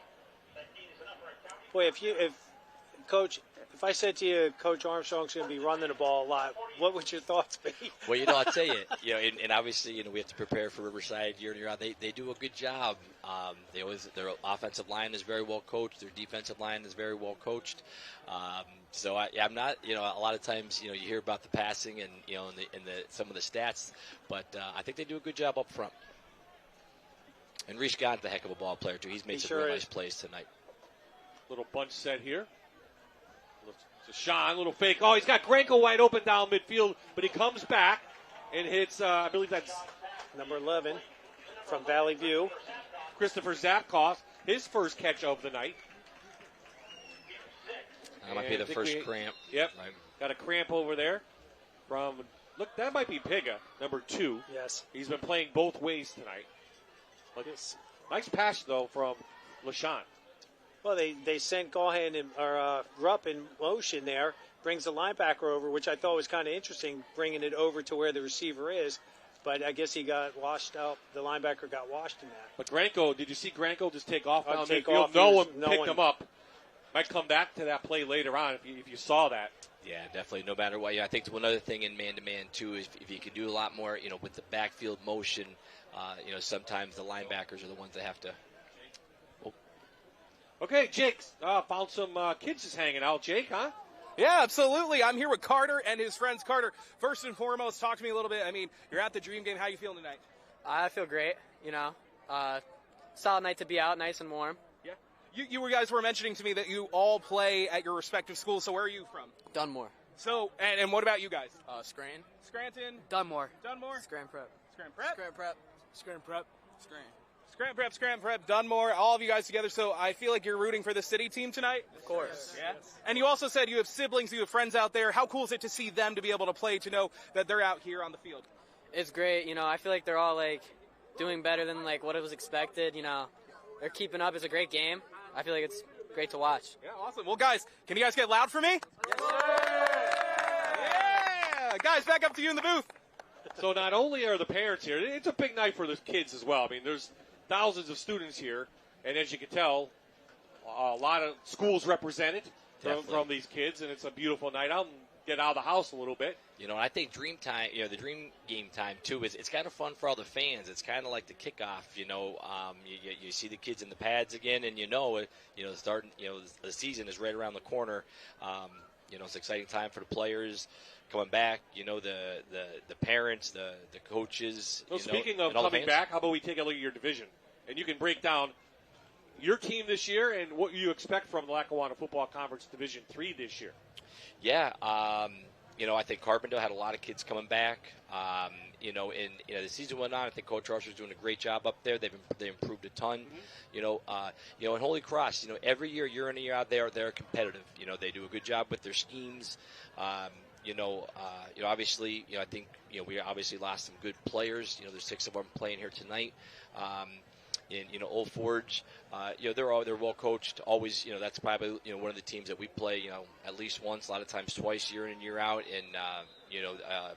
And there's Riverside, who has their quarterback coming back, a big lineman, being recruited by Penn State. Definitely, some good wide receivers. Not to put it on them, but you would have to think right now they're the favorite in that division. Their tight end, I think, is a real good player too. Tight end, yep. I would mention him as well. Kostoff, Yep, he's a very good player, definitely. Yep. And there was one more team. Susquehanna. Talk to me about them, because we don't really hear much about them. Well, Susquehanna, obviously, whenever you think about Susquehanna, you always think of Coach Bagnall, running the triple option, and then, Coach Cook took over. And now Moses, he's doing a good job. They've changed their schemes around a little bit. But I think they had some really solid games last year, and I know their numbers look pretty good again this year. Good for them. So 3rd and short for the county, trying to keep this drive alive. Oh, big hit from Javon James from Scranton. Hello. That's what we were used to seeing him on Friday Night Rivals. That's the type of impact player he was for the Scranton Knights. Well, he got free, and he laid the lumber. Yeah, you can tell, a kid like that, he's got good feet, for good size, but obviously good feet coming down the line of scrimmage and not afraid to use his pads.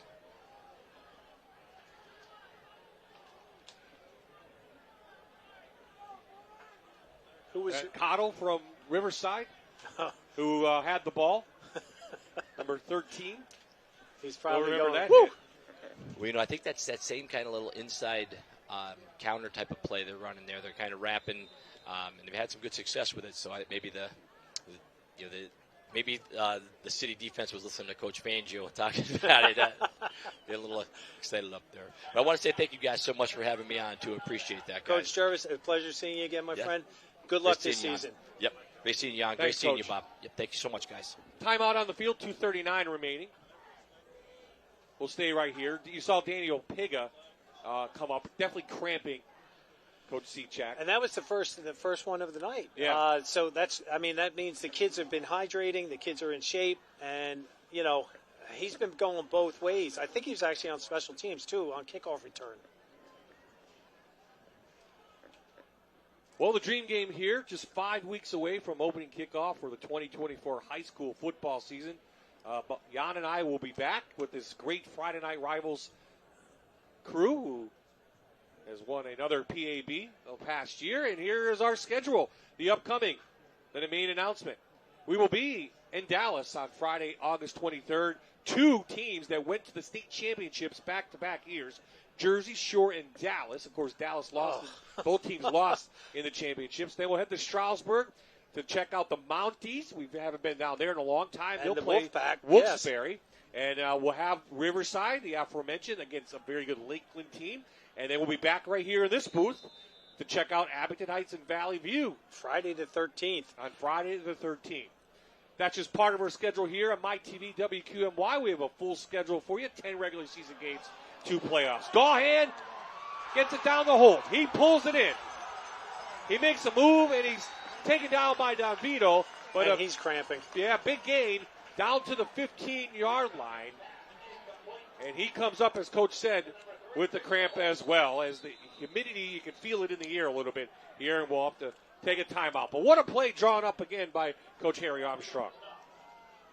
Look at this. They go with that fake speed sweep. They go with the swing pass. Again, ball was a little bobbled, but again, nice job catching that ball. And you can see right there when he was starting to cut, you could just see that he just like twisted, and you could just feel that calf muscle just nodding up. Holt last year had a nice year, 27 catches, 293 yards. He will head to Lackawanna to play for Mark Duda's team. So he's getting an opportunity, but nice job by Chmielewski's running a nice offense tonight for this county team, coming off an injury that we talked about last year. And I was kidding Coach Jervis about, Coach Armstrong running the ball as much as he has been this quarter. He's done a great job right now with time management. I mean, he's grinding the clock out, and he's getting first downs, and he's keeping the ball out of the city's hands.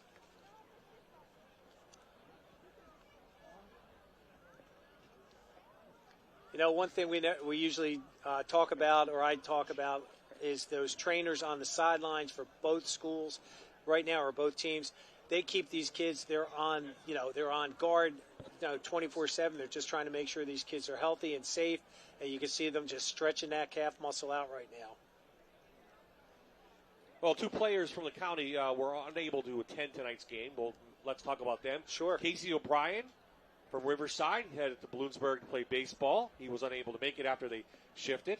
And Colton Handy from Delaware Valley, who had 73 total tackles last year, number 33, was unable to do it as well. In fact, Coach Armstrong told me before the game that he got into an car accident yesterday. And he's doing fine. He's okay? He's okay. All right, good. Yeah, he's okay. And little terrifying for his family and him. Sure. So we wish him well. Colton Handy from Delaware Valley.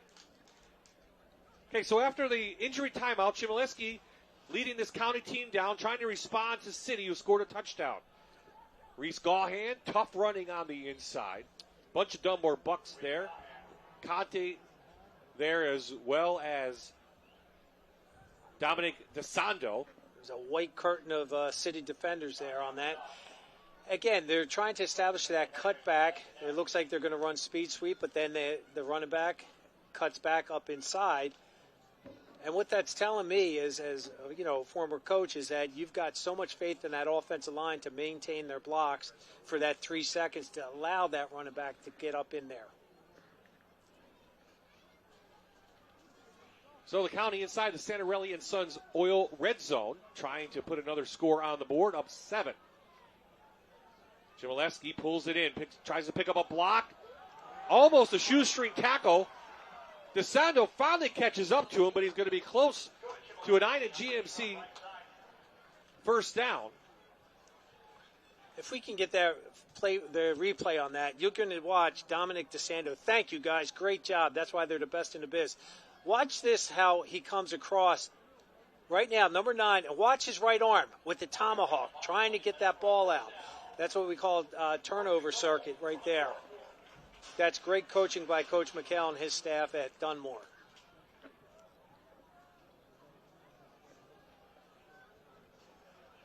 So it is 1st and goal inside the Santarelli and Sons Oil red zone. County trying to respond to the City touchdown.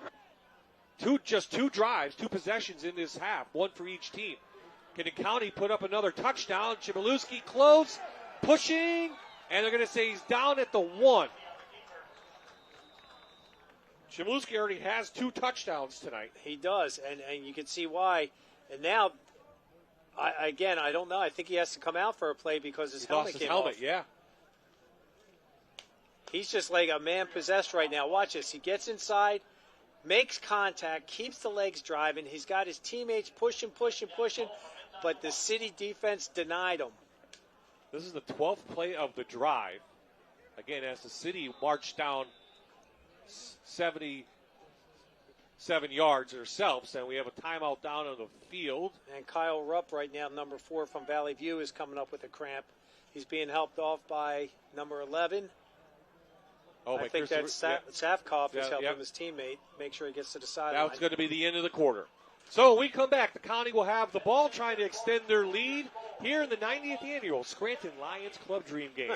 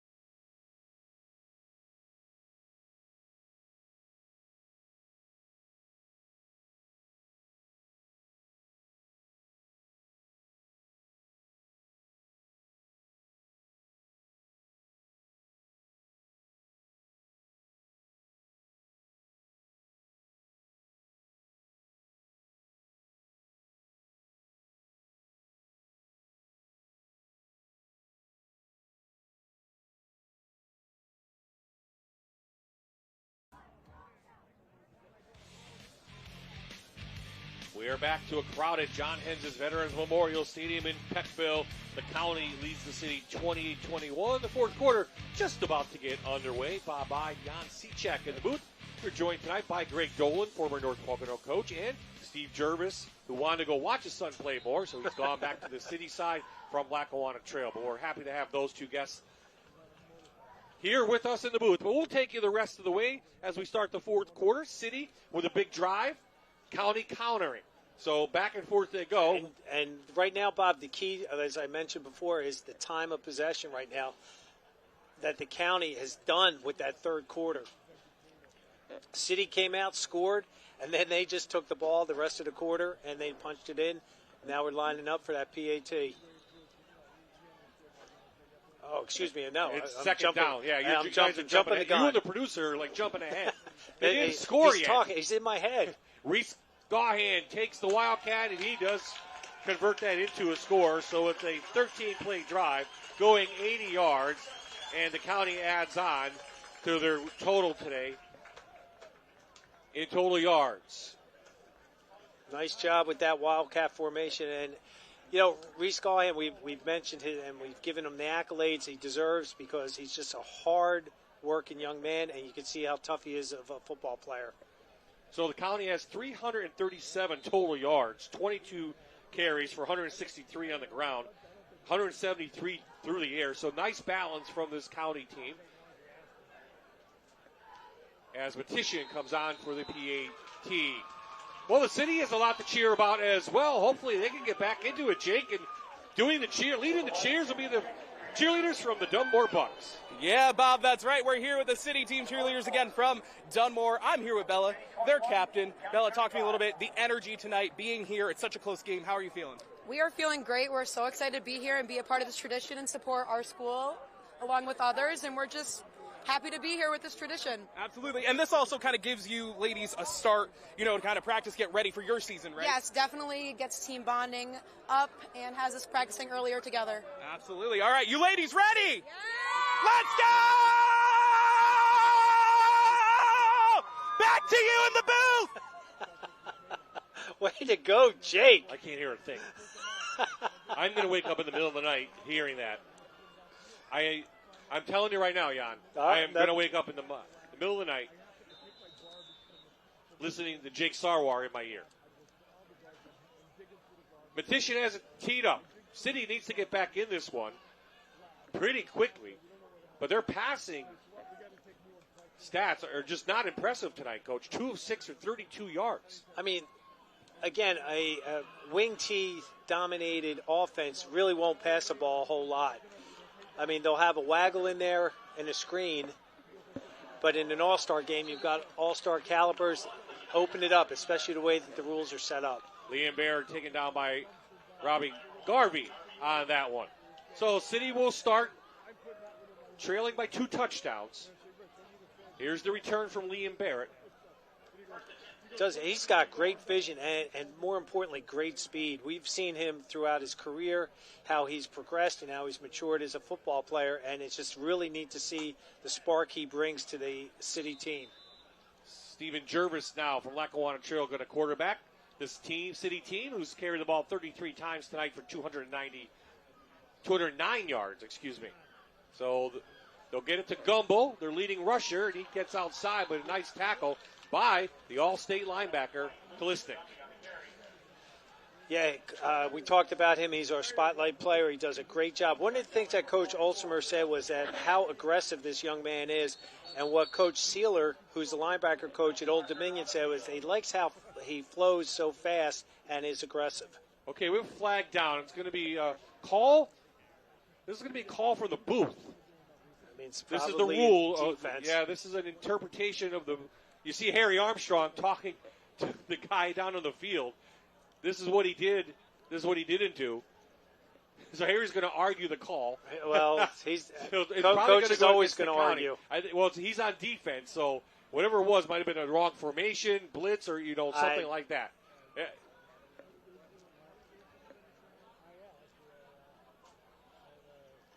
So they're figuring out what procedure on the defense.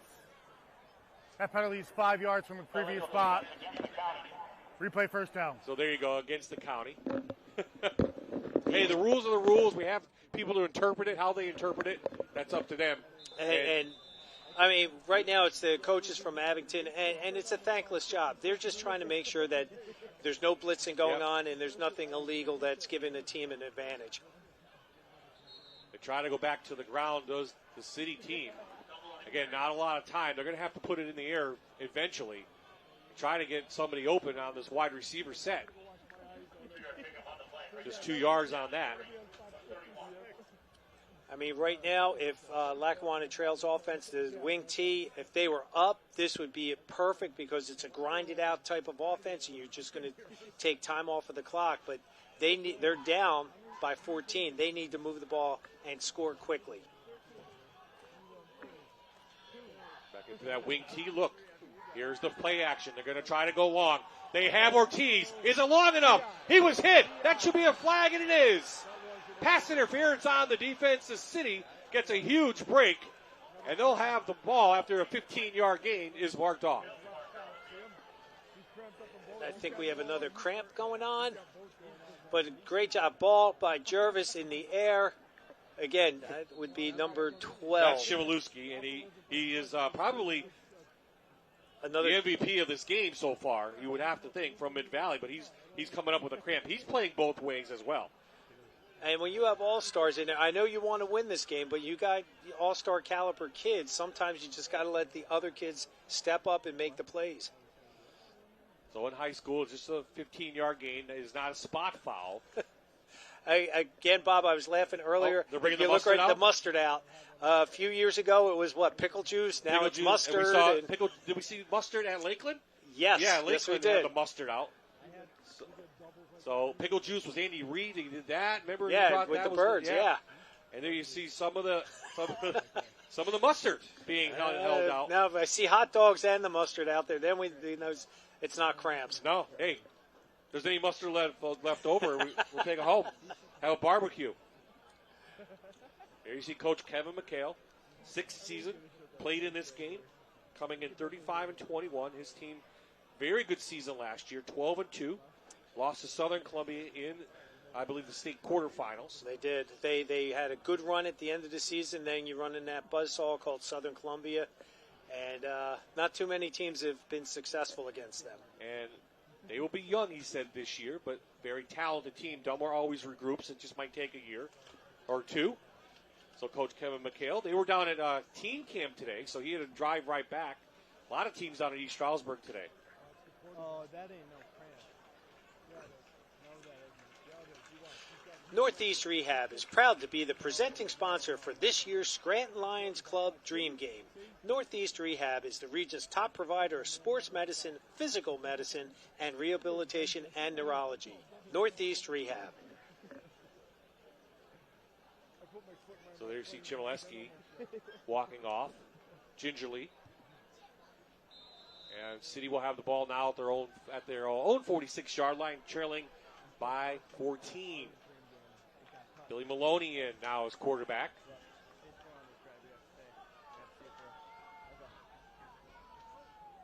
Take it to Gumbel.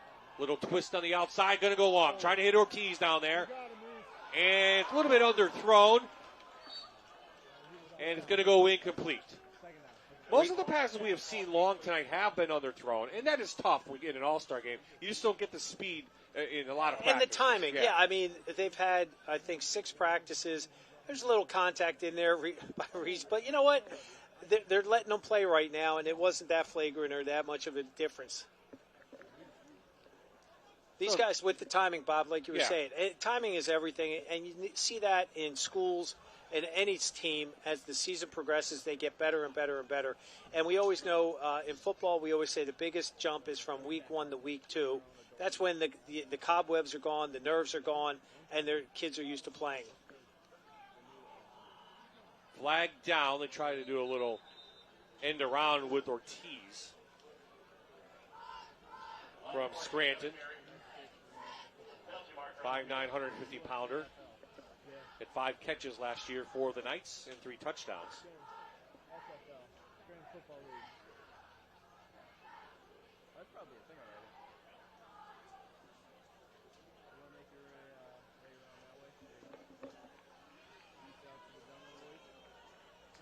So legal shift against the city team, backs them up 5, and we'll replay second down.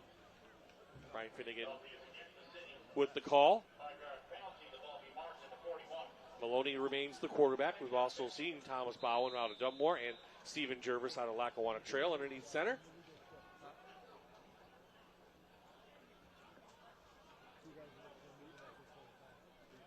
Robbie Nolan comes out for Valley View on the county side.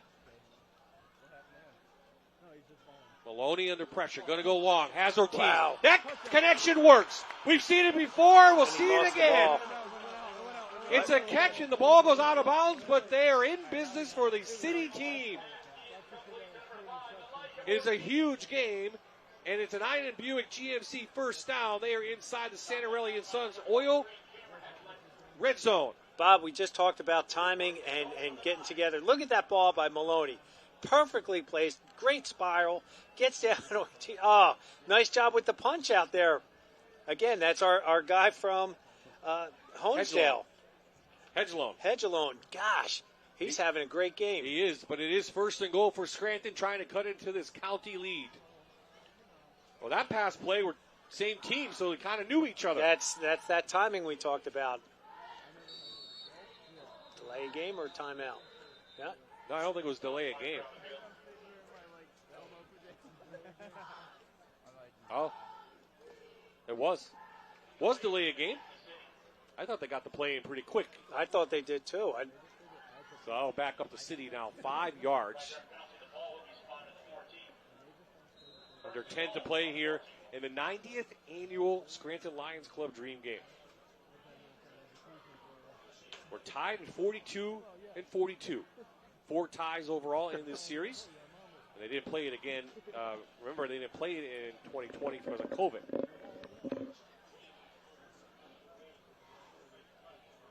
Maloney on the quarterback draw. Has room. Maloney gets a block. Billy Maloney's in for a North American Warhorse City touchdown. That's what we saw from Billy Maloney on Friday nights. That young man is just energy, and he just wants to go, and he wants to win. He'll do anything he can to help his team, and you just saw great read, great fake, great read, and a great run. Here you go. Just follows that, blocks up inside. Look at that great burst of speed into the end zone for 6. It closes game down to, 8 points right now. Brady Mapes in. No rush on the PAT. Is up and through. Let's go to the Jake with a special guest on the sideline. Hey, guys. Yeah, I'm here with Ed Snee. Ed, first and foremost, talk to me a little bit how you're feeling tonight. Again, very close game right now. We're in the fourth quarter. What's going through your mind? I mean, it feels great. I mean, I just hope we keep running the football, keep pounding it down their throat. And hopefully, we just, let the time tick down, and hopefully we come up with a W. Sure, and, we were mentioning earlier to all the other players, you have an NFL coach here watching you play. How is that for you? It's really cool. It's an opportunity for all of us to get, some coaching tips, too, at the end of the game. So it's actually really cool to have him come here. All right, awesome. Ed, I know you got to get back out there. Thanks, buddy. Enjoy the rest of the game. He told me also he's heading over to Millersville in just a few weeks to continue his education. Guys, back up to you in the booth. Yeah, famous name, Steve. Yes. Very famous name. Yes, big kid. 6'5", 325, going to be a Marauder. All hail the Marauders. All the Millersville grads, including myself, out there. Oh, there you go. There you go. So, we're within 7. Very competitive game. Both teams have shown that they can put up some offensive numbers. Last year was 23-20. The county won. County won in 2022, 35-21. 21, 31, 29. And 2018, 49-20 was the score. So good to see some offense out there. But there has been some big defensive plays, especially from Hedgelone from 2 interceptions there. Yeah. For Honesdale. Brady Mapes is going to make it a live ball, and it's going to be picked up and taken for a nice return by number 3. Is that Mimo? There's 3 3s, so I'm not sure. I'm trying to see the helmet. Is that LaShawn? Yes. That is the quarterback, Frankie LaShawn. That's why I was stunned. Yep. Dark helmet, Western Wayne, taken out of bounds by Ortiz. who had that touchdown, and now the County will have it at the 45-yard line. They didn't get to practice, I'm sure, an onside kick, so a little pooch kick like that, maybe you get a. You're counting You're counting on your kids to be heads up on that one. I know Coach Armstrong listened to him at the media night. Listened to him emphasize the rules, especially special teams, how limited you are on certain things. So you may not spend as much time on it as you want. So up 7. Let's see what the County has in store. They're going to throw an end around. This is Kevin Schmidt, I believe, out of Abington Heights, who pulls it in, headed to Dickinson. And great job by Andrew Suma out of Scranton Prep to hold him to a loss on the play. That's a lot of running the game, to go -1 yards. But again, tough running in there. Great job defensively coming up. This is what the city wants. Plenty of time to get back into it. They can make a defensive stand here. They can get the ball back. This is such a tight game right now. Again, you have all-stars out there, kids that are going to they know what it takes to be successful, and they want to win. And both teams want to win. They want a victory. They know the importance of this game and being able to play in it. LaShawn, quick out to Roop. He pulls it in. 5-yard gain brings up 3rd and long now for the County.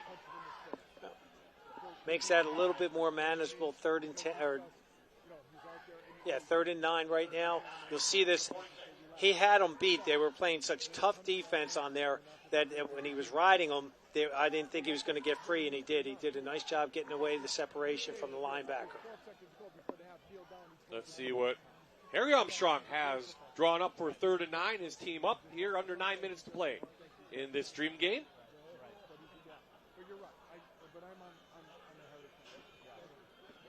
Frankie LaShawn of Western Wayne headed to Keystone College. Here's the quarterback. Here's the rush. And they get him. A big sack for the city. It's the Dunmore connection, I believe. Chris Conte's in there.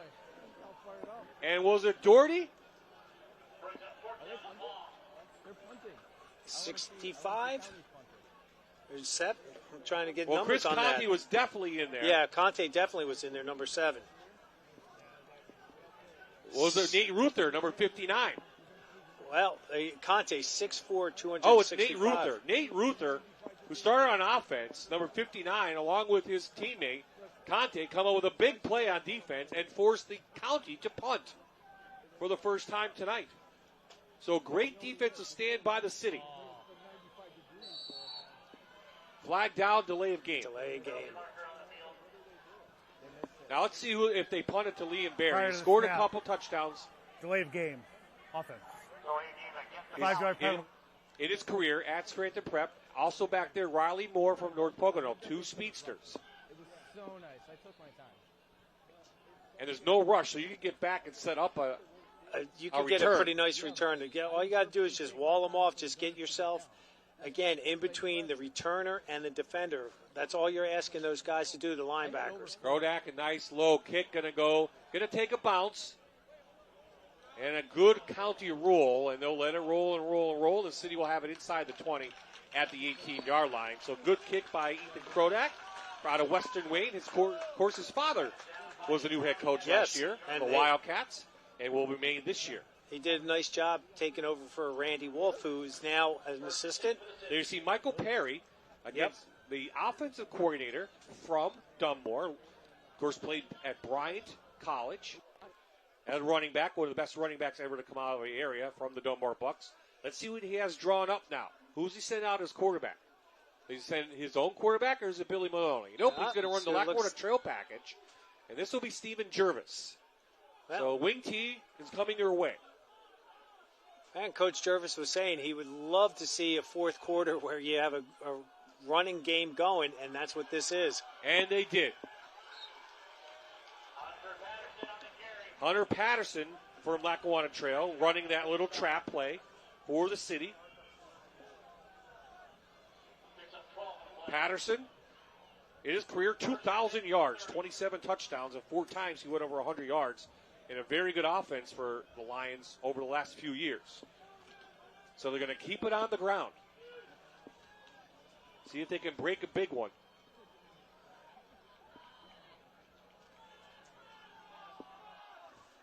Inside the Gumble. Petition from behind on the tackle. Klisnik in there as well. You saw number 77, Rogan Doherty from Dunmore, the 6', 220-pounder, leading the way for him up inside. You see him there coming in? Look, he turns up inside. He's looking, but the linebackers then came up a little bit too quick. But again, the thing is, the clock is running right now, and Coach Armstrong only has one timeout left in the game. The city has 3.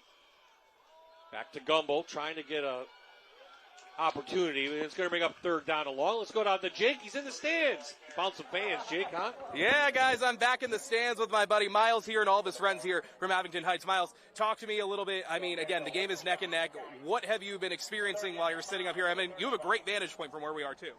I've been experiencing like a ton of hits and just a bunch of good content.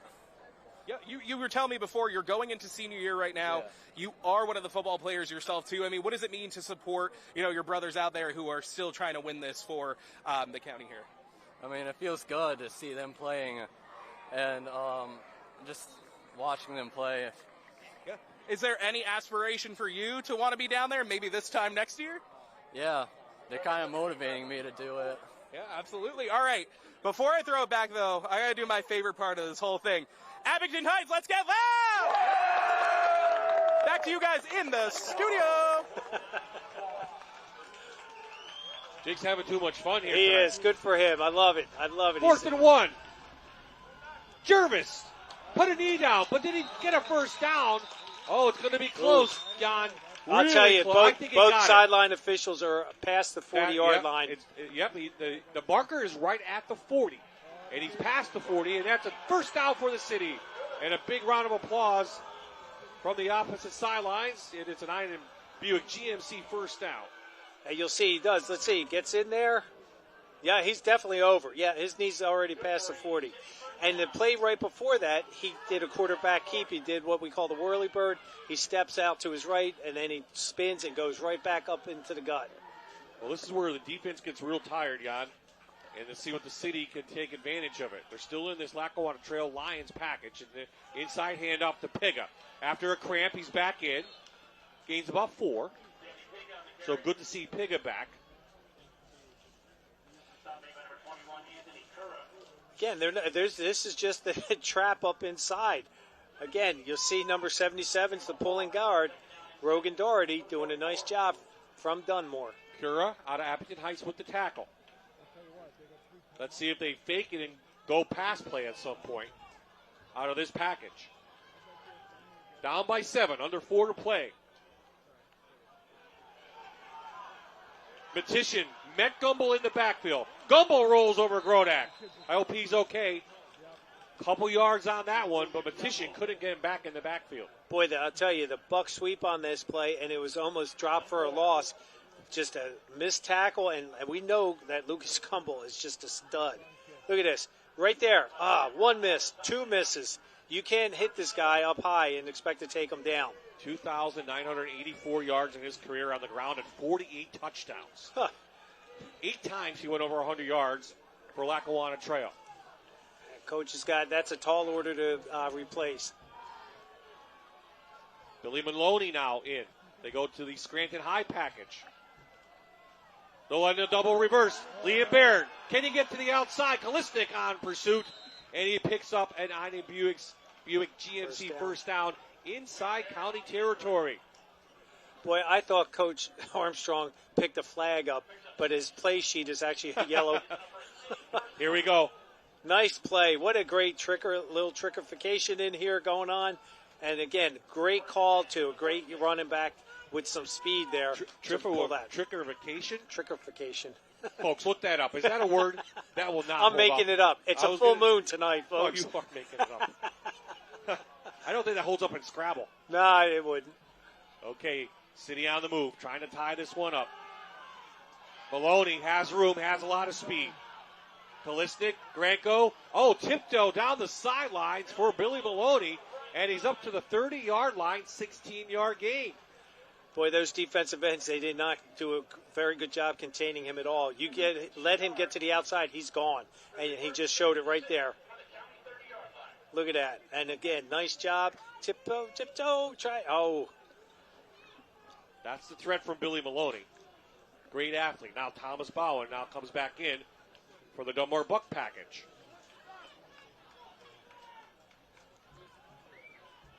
Ten on the play clock. City trying to tie this one up. Maybe we get a second overtime. We had one last year. Big rush, trying to set up a screen. Read by Robbie Garvey. Nice Nowhere job. to go for Gumbel. Loss on the play. What a great job by the defense to read that and react the way they did. Drop back for the screen. And again, he plays off the block of the receiver, and he just made the stop and dropped him for a loss. And tell me the county doesn't want to win this game. You see Garvey come up, all excited. Bowen back into the game. Gumbel next to him on a sidecar. Four-man rush. Downfield we go, and it's intercepted. The player of the game, Jordan Klibalewski. Wow. Shimaleski, the big INT, might have sealed this game for the county team. Less than 2 minutes to go, folks. Wow. The county has won 6 of the last 10. They're trying to make it 7 of the last 11. And Bowen just threw it a little short, trying to hit Piga. But how about the night from number 12, Jordan Shimaleski, hurt last year. Cramped up earlier in the fourth quarter, comes back and gets a key interception to stop that city drive. That would have tied the game. Ran in the first touchdown for the county team, and it really established what was going to go on here tonight. So the city had an opportunity. Under 2 minutes to play. City does have 3 timeouts left. And the ball right at the 10-yard line. Well, right now, they've got to grind this out, and they've got to get first downs to keep possession. Franco from Old Forge up for about 3, and there's a timeout called by the city. So we'll take a quick timeout. Should be a fantastic finish here in the 90th annual Dream Game.